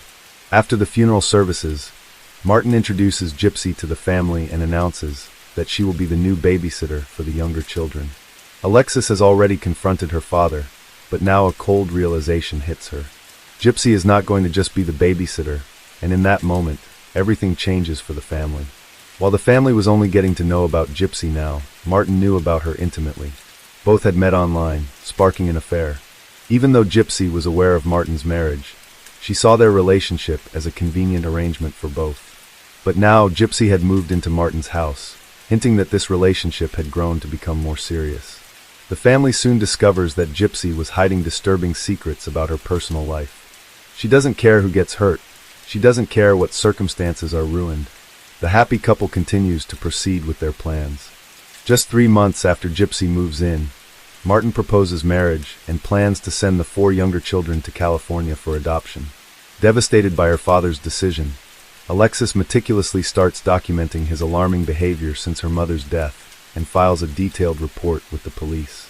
In it, she recounts her mother's post-surgery fears, accusing Martin of tampering with her medication, and shares his sinister plans of giving her siblings away for adoption. This time, Alexis' claims gain traction when she alleges her father assaulted her during a confrontation about her relationship with Gypsy. The Utah County authorities hand the case over to a specialized investigative team.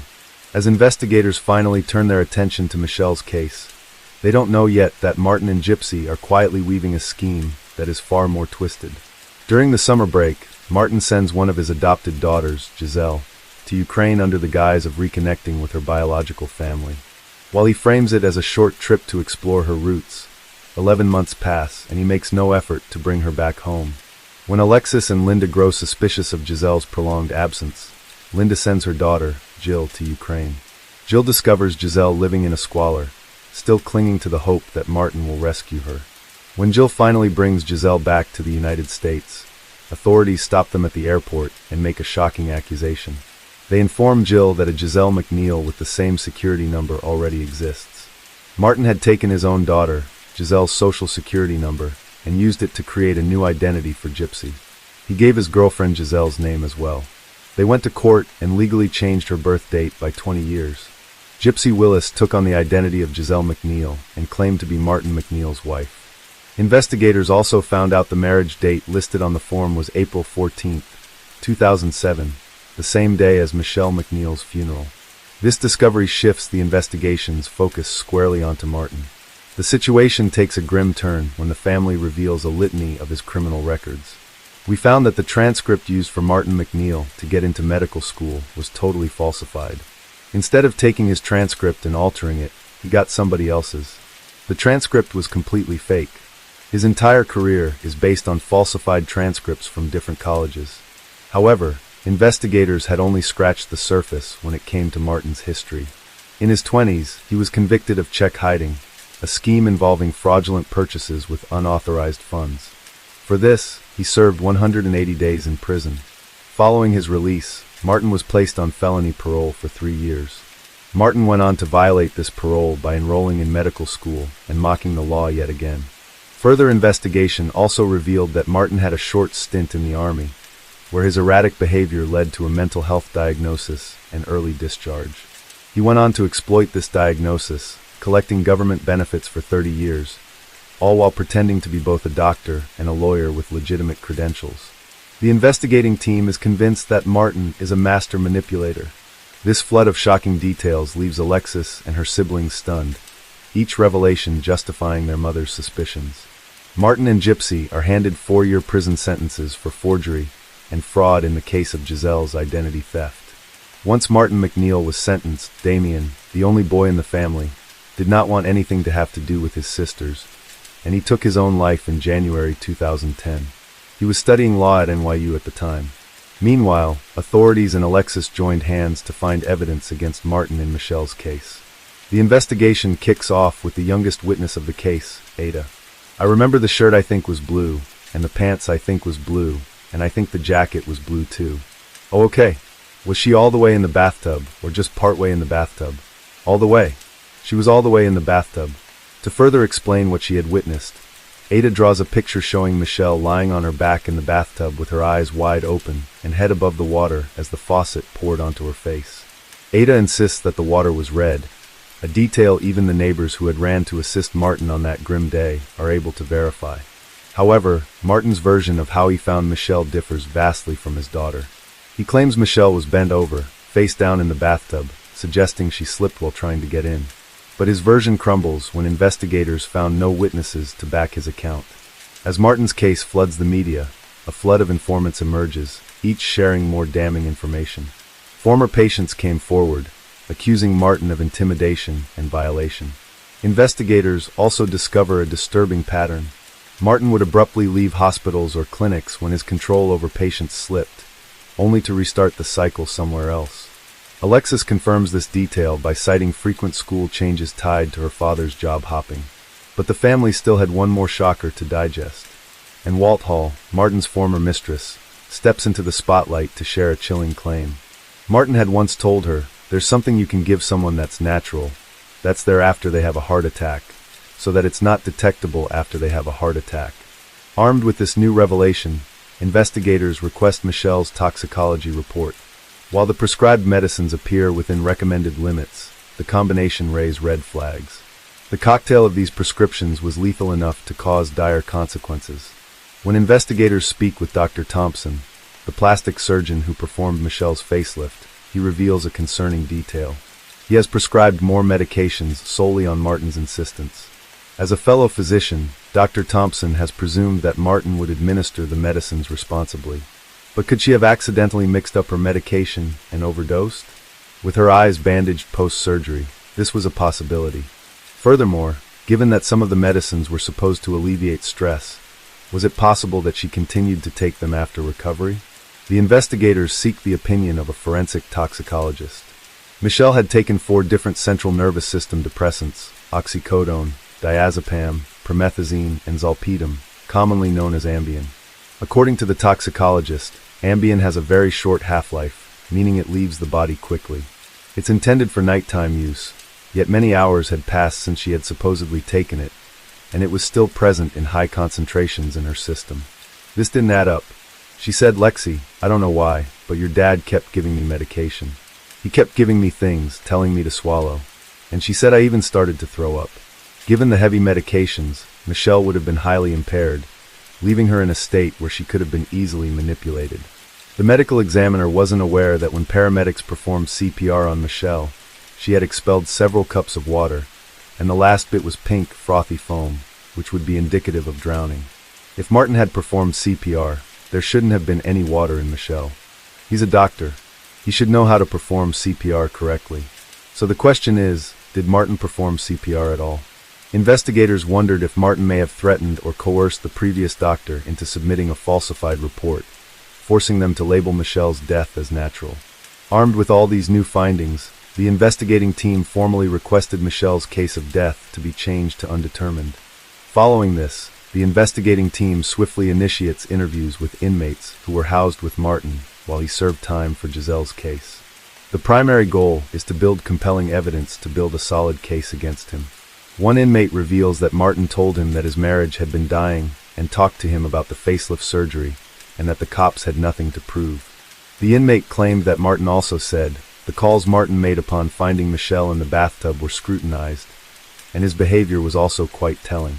His tone was laced with fake anger, while his responses sounded fake and evasive. He repeatedly hung up, raising suspicion that he was intentionally delaying help that could have saved Michelle's life.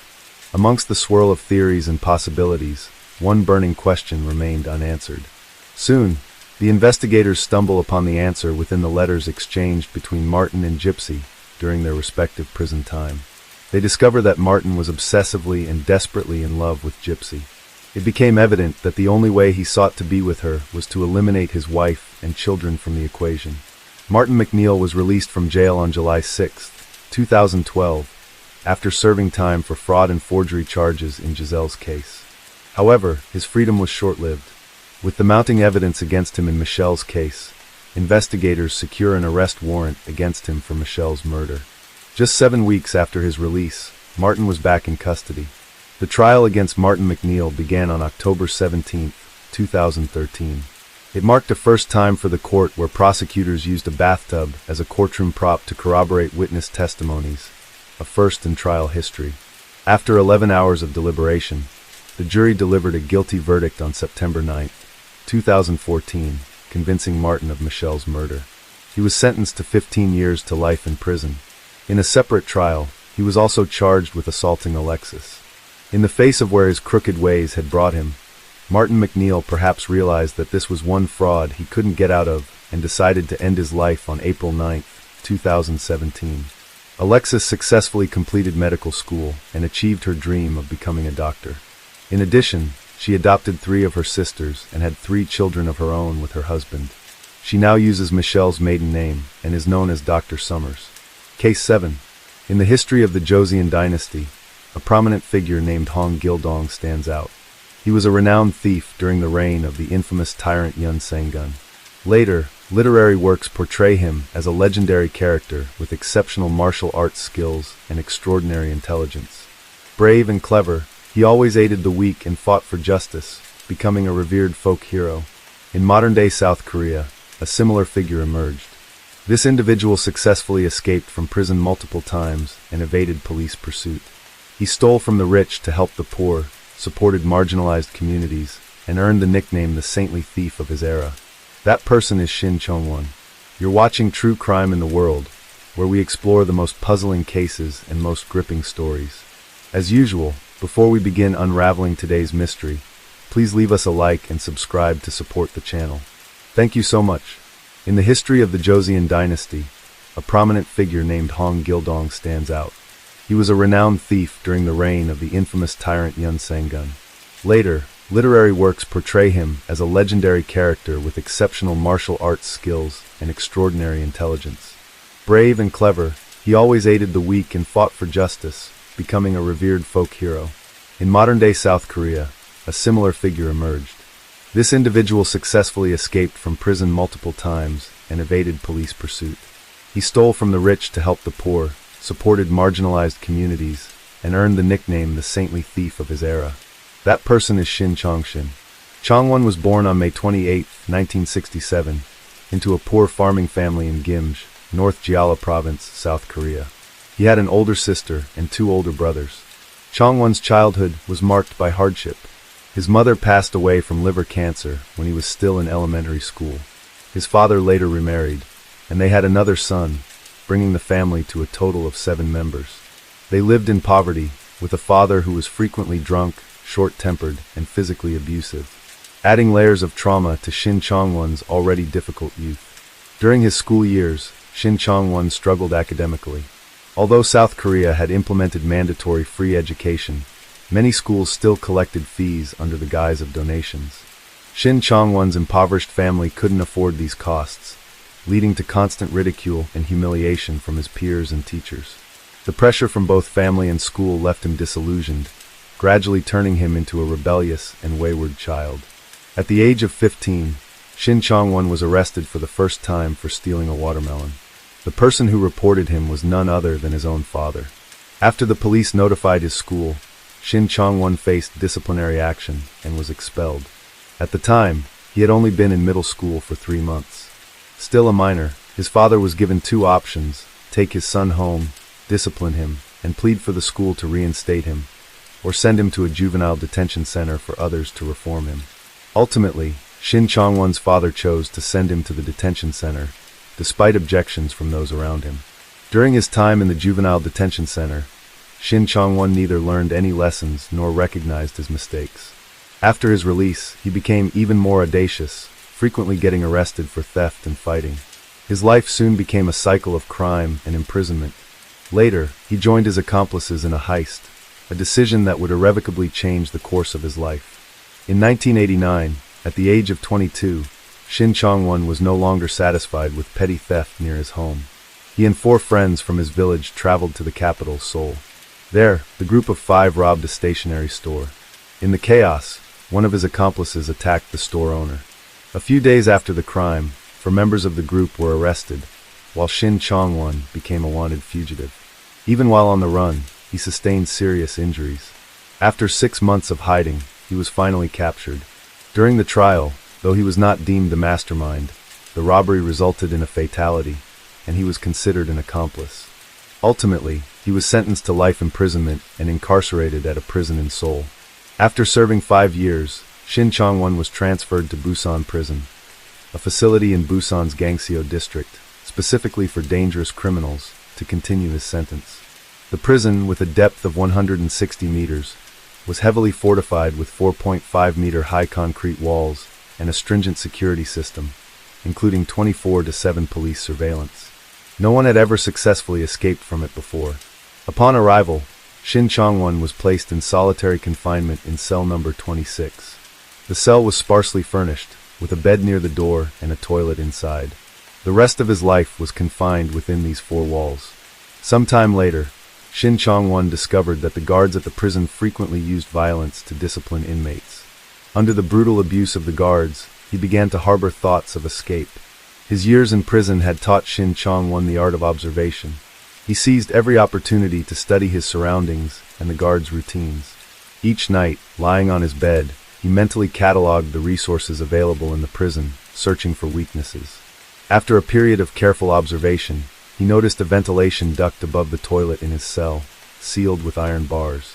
If he could squeeze into the duct and navigate the pipes, it might lead him outside. From that moment, a plan to escape began to take shape in Shin Chong-won's mind. To avoid close monitoring, he made a concerted effort to behave well in prison, earning a reputation as a model inmate. During their sentences, all prisoners were required to perform community labor, with each assigned to different roles. Shin Chong-won was tasked with carpentry work, the first trade he learned in prison. Through his diligence and hard work, he gradually gained the trust of the prison authorities. Taking advantage of a moment when no one was paying attention, Shin Chong-won secretly took a small saw and hid it in the sole of his rubber shoe. In this way, he smuggled it back to his cell undetected. The ventilation duct in his cell was small, only 32 centimeters wide and 28 centimeters high, secured by 2 vertical iron bars, each 1.5 centimeters in diameter. Using a small saw to cut through the bars was a daunting task, not to mention the noise of sawing metal could easily give him away. But Shin Chong-won had already devised a solution. Every evening from 6 p.m. to 8 p.m., the prison broadcasted announcements and allowed the inmates a rare period of leisure time. Shin Chong-won used this window to mask the sound of his sawing. He worked methodically, sawing for just 20 minutes each day, never rushing. After each session, he carefully applied chewing gum to the grooves in the bars to conceal his progress. His caution was so meticulous that months passed without anyone noticing anything unusual. Even so, Shin Chong-won faced other challenges. Standing at 174 centimeters tall and weighing 80 kilograms, the ventilation duct was still too narrow for him to fit through, even without the bars. Undeterred, he persisted in sawing the bars daily while starting a strict diet to lose weight. Within 2 months, his weight dropped from 80 kilograms to 65 kilograms. After 4 months of persistence, his efforts at the ventilation duct paid off. Shin Chong-won had successfully cut through the 2 iron bars and slimmed down enough to fit. When he tested the duct, he was just able to squeeze through. Everything was now in place. All that remained was the right moment to act. However, the prison was under tight surveillance, with guards stationed in watchtowers at all angles. Evading their scrutiny was no easy feat, but perhaps fate was on his side. At that time, Busan Prison was preparing to build a chapel. The construction site became a blind spot for the guards, presenting a golden opportunity for Shin Chong-won's escape plan. After 8 years of imprisonment, the day he had been waiting for finally arrived. On January 20th, 1997, Shin Chong-won, then 29 years old, had meticulously prepared for his escape. As night fell, the prison's lights went out one by one, and the inmates gradually drifted into sleep. In his solitary cell, Shin Chong-won knew the moment had come. He quickly stood up, bent his knees, and covered himself with a blanket to create the illusion that he was asleep on the bed. Then, he moved to the ventilation duct, removed the iron bars he had previously sawed, and took them along as tools. He swiftly squeezed himself into the ventilation duct. In the stillness of the late night, Shin Chong-won was tense. He could hear his own heartbeat and ragged breathing. Crawling through the duct in complete darkness, he tried to make no sound to avoid detection. One wrong move, and all his prior efforts would be in vain. After some time, he successfully reached the outer wall of the building. The vent on the wall was about 3.4 meters above the ground, but Shin Chong-won no longer cared about the height. Gritting his teeth, he jumped down. After scanning the area to ensure no one was around, he dashed to the temporary construction site's outer wall. Using the saw and the 2 iron bars as tools, he frantically dug a hole through to the construction site. In the dead of night, the site was unmanned, allowing Shin Chong-won to carry out the rest of his escape plan unhindered. Having escaped his cell, Shin Chong-won climbed onto scaffolding and used a parachute cord from the construction site to scale the 4.5-meter-high prison wall, successfully breaking out. The entire process unfolded with intense drama over the course of 90 minutes. After escaping, Shin Chong-won felt a brief sense of relief and began the next phase of his plan. Despite years in prison, theft remained second nature to him. Within just 500 meters, he stole some clothes, a small amount of money, and a bicycle. He rode the bicycle to central Busan, then made his way from there to the capital, Seoul. Fortunately, throughout the night, no one in the prison noticed his absence, giving Shin Chong-won precious time to flee. It wasn't until the next morning during the prisoner roll call that the guards discovered Shin Chong-won was missing from cell number 26. News of the breakout at Busan prison quickly spread through the media, capturing widespread attention in South Korea. Many citizens grew anxious for their safety and criticized the prison for its lax oversight. In truth, the prison had been negligent, but they never imagined Shin Chong-won would escape in such a manner. Upon arriving in Seoul, Shin Chong-won initially hoped to use the carpentry skills he had learned in prison to find legitimate work. However, Wanted posters with his face were plastered everywhere, offering a reward of $5.5 million, equivalent to over $3,600 at current exchange rates. This made it impossible for him to show his face, forcing him to continue surviving through theft. After some time, he decided to leave Seoul and flee to Cheonan in South Chungcheong province. One day, Shin Chong-won stopped by a local cafe in Cheonan that offered companionship services where staff would chat and play games with customers. There, he met Jimin, a cafe employee. That day, Jimin approached him and asked if he'd like to have coffee with her. Looking at the girl in front of him, Shin Chong-won asked if she was feeling okay, surprising Jimin. No customer had ever shown concern for her well-being before. She admitted she had a cold. The two began chatting casually. After asking about her health, Shin Chong-won even went to a pharmacy to buy cold medicine for her. Touched by his kindness, Jimin felt a connection, and their relationship quickly grew close. After a few dates, the two fell in love. However, Jimin had no idea that her boyfriend was a nationally wanted criminal. Eventually, Shin Chong-won confessed his true identity, sharing the painful experiences of his life on the run, constantly moving, with no stable place to call home, drifting from one place to another. Surprisingly, Jimin was deeply empathetic towards Shin Chong-won and unbothered by his criminal status. She invited him to move into her home, and they began living together. Shin Chong-won even built a good rapport with the neighbors, often going fishing and hosting rooftop barbecues. It seemed as though he might have turned over a new leaf, but he continued to roam and make money through theft. 9 months after his escape, on a sunny day, Shin Chong-won visited a car wash he frequented. To conceal his tattoos, despite the hot weather, he wore a long-sleeved shirt and a vest. After the car wash, he was unusually generous, paying for the service and tipping each worker extra. This caught the attention of the car wash owner, who grew suspicious of Shin Chong-won's identity, and called a friend who was a police officer. Upon receiving the tip, the officer saw this as an opportunity to make a name for himself, and quickly headed to the area Shin Chong-won was known to frequent. Following leads, the police found a photo studio Shin Chong-won had visited a few days earlier and obtained a picture of him. From this, they confirmed that the man was indeed the fugitive Shin Chong-won. The police then began investigating Shin Chong-won and his girlfriend's residence, a second-floor apartment in a complex. During their first visit, the apartment was dark and appeared empty. At that moment, Shin Chong-won was out committing a theft in the middle of the night. Despite the late hour, the police waited in the dimly lit hallway. Suddenly, footsteps echoed from the staircase, growing closer. The police quickly identified the approaching man as Shin Chong-won and fired a gas gun at him. Caught off guard, he was struck in the head and right eye. The weapon was designed to render a person unconscious, but Shin Chong-won's survival instinct was fierce. Summoning all his strength, he overcame the effects and escaped, disappearing into the vast darkness. From that encounter, a scar remained on his right eye. Following this incident, the police turned their attention to Jimin, but she claimed innocence, insisting she knew nothing of Shin Chong-won's true identity. With no evidence against her, the police could do nothing. Afterward, Shin Chong-won and Jimin risked maintaining secret contact. He decided to leave the city and asked Jimin if she would join him in his nomadic life. This time, Jimin's attitude shifted abruptly. She declared that she wasn't a criminal and shouldn't have to endure such hardship. In the end, despite their lingering feelings, they had no choice but to part ways.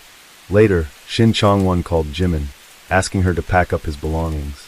In the days following their breakup, he had already found a new girlfriend, a 21-year-old younger than Jimin, and moved in with her. At this point, Jimin was still reeling from the heartbreak.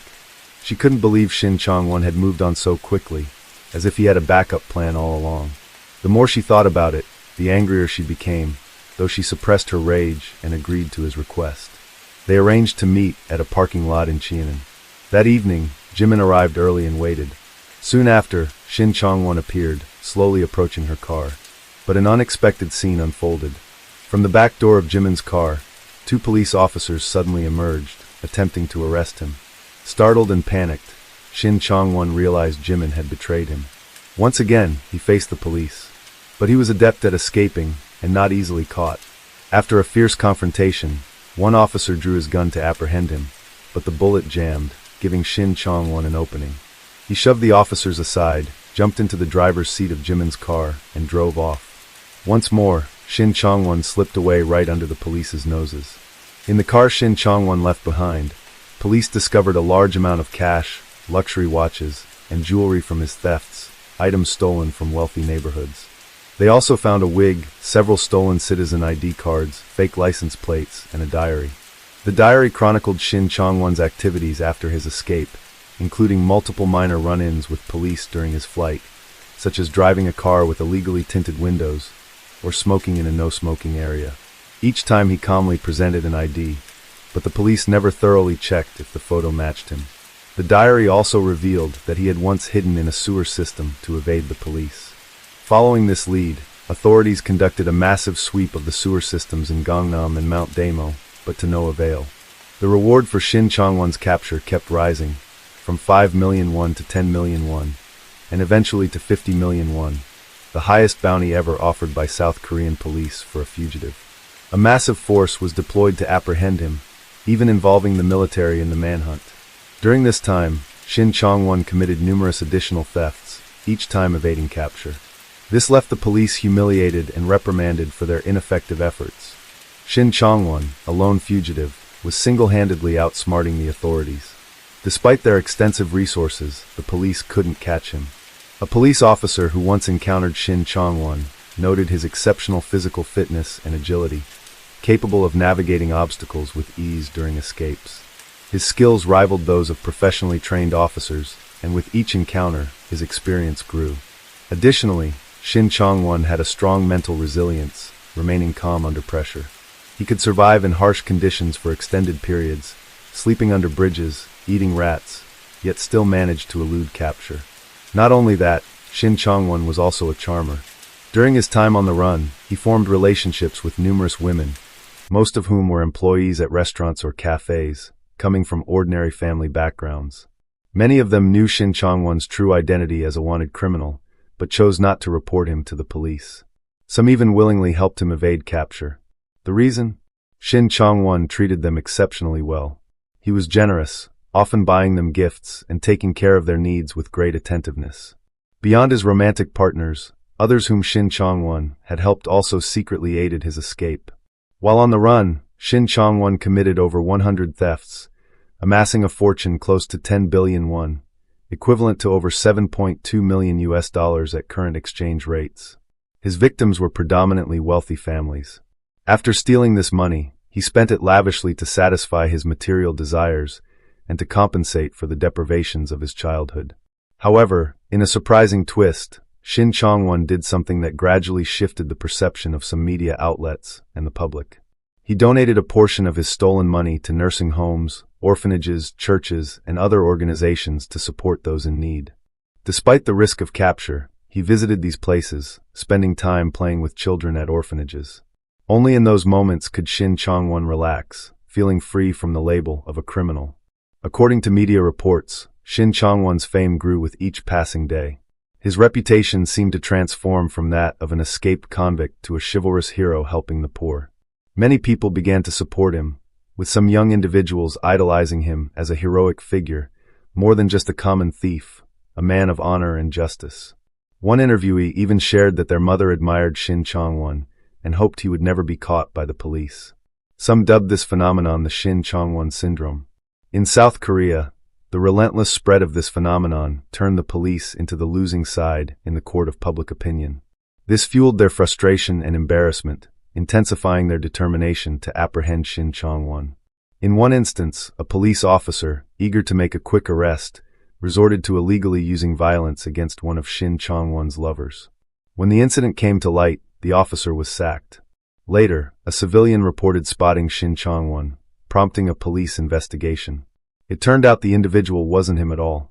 Nevertheless, the civilian insisted they deserved the reward, leading to a lawsuit. Ultimately, the civilian won the case and received 50 million won, approximately $36,232 at current rates. Throughout the investigation, numerous controversies arose. Some police officers spread rumors to heighten Shin Chong-won's perceived danger, including claims that he carried a gun.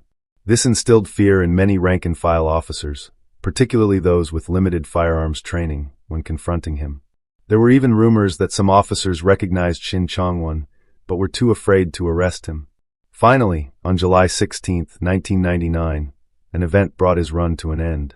That day, a plumber called the police after spotting Shin Chong-won in an apartment. The plumber, a former military intelligence officer with a keen eye for observation, had been hired to fix a pipe. While working, he sensed something was off. In the apartment, clearly occupied by a couple, there were no shared photos on display. The male resident kept his cap on indoors, pulled low over his face, and avoided much interaction with the plumber. The plumber grew suspicious, believing the man resembled the notorious fugitive Shin Chong-won, often featured on television. To confirm his suspicions, the plumber returned to the apartment under the pretense of having forgotten a tool, taking a closer look. He then checked the tenant information at a real estate agency and discovered the apartment was registered under a woman's name. In South Korea at the time, a traditionally male-dominated society, it was common for apartments to be registered under a man's name. This led the plumber to suspect the man might indeed be the wanted fugitive Shin Chong-won. After receiving the tip, the police immediately took action, vowing to apprehend Shin Chong-won and bring him to justice. A team was dispatched to the provided address. When they knocked on the apartment door and asked if the man inside was Shin Chong-won, he didn't resist and admitted his identity. The operation was a success, capturing Shin Chong-won after 907 days on the run. When asked about his feelings, Shin Chong-won simply smiled and said he felt very relieved. On the day of his arrest, he was wearing a vibrant floral shirt from the brand Missoni, which immediately drew attention and became a fashion item at the time. Shin Chong-won had always been cautious, but this time, his capture stemmed from an unexpected lapse. Recently, he had been preparing for marriage, but got into a financial dispute with his girlfriend, which left him in a foul mood and momentarily distracted. This lapse allowed the plumber to spot him. The plumber who identified Shin Chong-won was later granted honorary police status. For a time, Shin Chong-won was dubbed a modern-day Hong Gil-dong, or South Korea's Robin Hood. Many believed his acts of stealing from the rich to help the poor embodied justice. Some citizens even wrote signed petitions pleading for leniency, hoping the court would grant him a lighter sentence, a phenomenon unprecedented in South Korean society. However, the court saw it differently. Shin Chong-won had committed crimes and had to face the law's consequences. Despite his charitable acts, they did not warrant clemency. The court upheld his original life sentence and added an additional 22 years and 6 months in prison. Many South Koreans felt the sentence was excessively harsh and unfair, viewing it as a means of venting frustration and exacting revenge rather than upholding justice. They argued the punishment lacked compassion and was merely a response to the embarrassment Shin Chong-won had caused the police. Conversely, others believed he deserved the sentence, arguing that his actions broke the law and had negative societal impacts. In a report, Shin Chong-won exposed various misconducts by South Korean police, including bribery and allegations that an officer had assaulted one of his girlfriends. According to media reports, around 50 officers were disciplined for inefficiency, while approximately 20 others faced trials for suspected corruption and misconduct. At this point, it's impossible to overlook Shin Chong-won's efforts to better himself. Having only completed elementary school, he pursued education during his first imprisonment, passing exams to earn a high school diploma. After his second arrest and imprisonment, he became a model prisoner, demonstrating positive changes in his behavior and mindset. 5 years later, in 2004, Shin Chong-won completed high school and went on to study law and psychology. He hoped that by studying law he could protect his legal rights, and through psychology, he could help others struggling with mental health issues. In 2009, a decade after his second imprisonment, Shin Chong-won sued the prison. Because the facility prohibited him from sending letters, he researched relevant laws and took the prison to court, demanding $3 million, approximately $2,174 at current rates, in compensation. A year later, a journalist requested to interview him, but due to his special status, the request was denied. Shin Chong-won filed another lawsuit, ultimately winning $1 million, about $725 in compensation. While in prison, Shin Chong-won wrote an autobiography. Upon its release, the book once again captured public attention. It offered a glimpse into his complex inner world. His writing style was compelling, with heartfelt prose. In one passage, he wrote, "To capture me, they even deployed the military and spent a fortune. Someone like me might not have ended up this way." In elementary school, If a teacher had gently patted my head and told me I was a good kid, I might not have reached this point. In 5th grade, my teacher shouted at me, "This kid didn't bring money to school. Get out." That was when the seed of evil was planted in my mind. At the end of his autobiography, Shin Chong-won called for more compassion toward troubled youth, so they wouldn't follow the same path and become criminals like him. His story truly captured widespread attention, prompting reflection on the deeper issues behind a troubled young man's journey. In August 2011, 12 years after his second imprisonment, Shin Chong-won attempted to take his own life. He was saved at the brink of death but suffered brain damage. Many speculated that the reason for his attempt was the death of his father in July of that year. Though his father was not a good man, he was still his father. On a May evening in 2023, around 8 p.m., Shin Chong-won, then 56, made a second attempt to end his life. During a routine check, prison staff found him unconscious after hanging himself in his cell. He was rushed to the hospital for emergency treatment. 2 days later, South Korea's Ministry of Health reported that Shin Chong-won's condition had stabilized and he no longer needed a ventilator. Shin Chong-won's life story has been adapted into comics and films, yet public opinion about him remains divisive. Some sympathize with his tragic childhood, viewing him as a modern-day's saintly thief. Others completely reject this perspective, particularly a police spokesperson who publicly stated that most South Korean media do not see Shin Chong-won as a noble thief, but as a true criminal. Shin Chong-won committed numerous thefts and other crimes while on the run, sparking debates and drawing significant attention. His life has touched the hearts of many ordinary people, from his difficult childhood to the grueling experiences of his prison escapes. This has prompted reflection and discussion on issues like family dynamics for troubled youth, education, prison management, police efficiency, and most critically, why a criminal garnered so many pleas for leniency. In his autobiography, Shin Chong-won expressed deep remorse, emphasizing that the law is a moral boundary, and anyone who crosses it must pay a price. Today he remains in prison, unable to see the blue sky outside, confined to facing the cold walls of his cell each day. Yet, Shin Chong-won has something most ordinary people do not, a legendary life.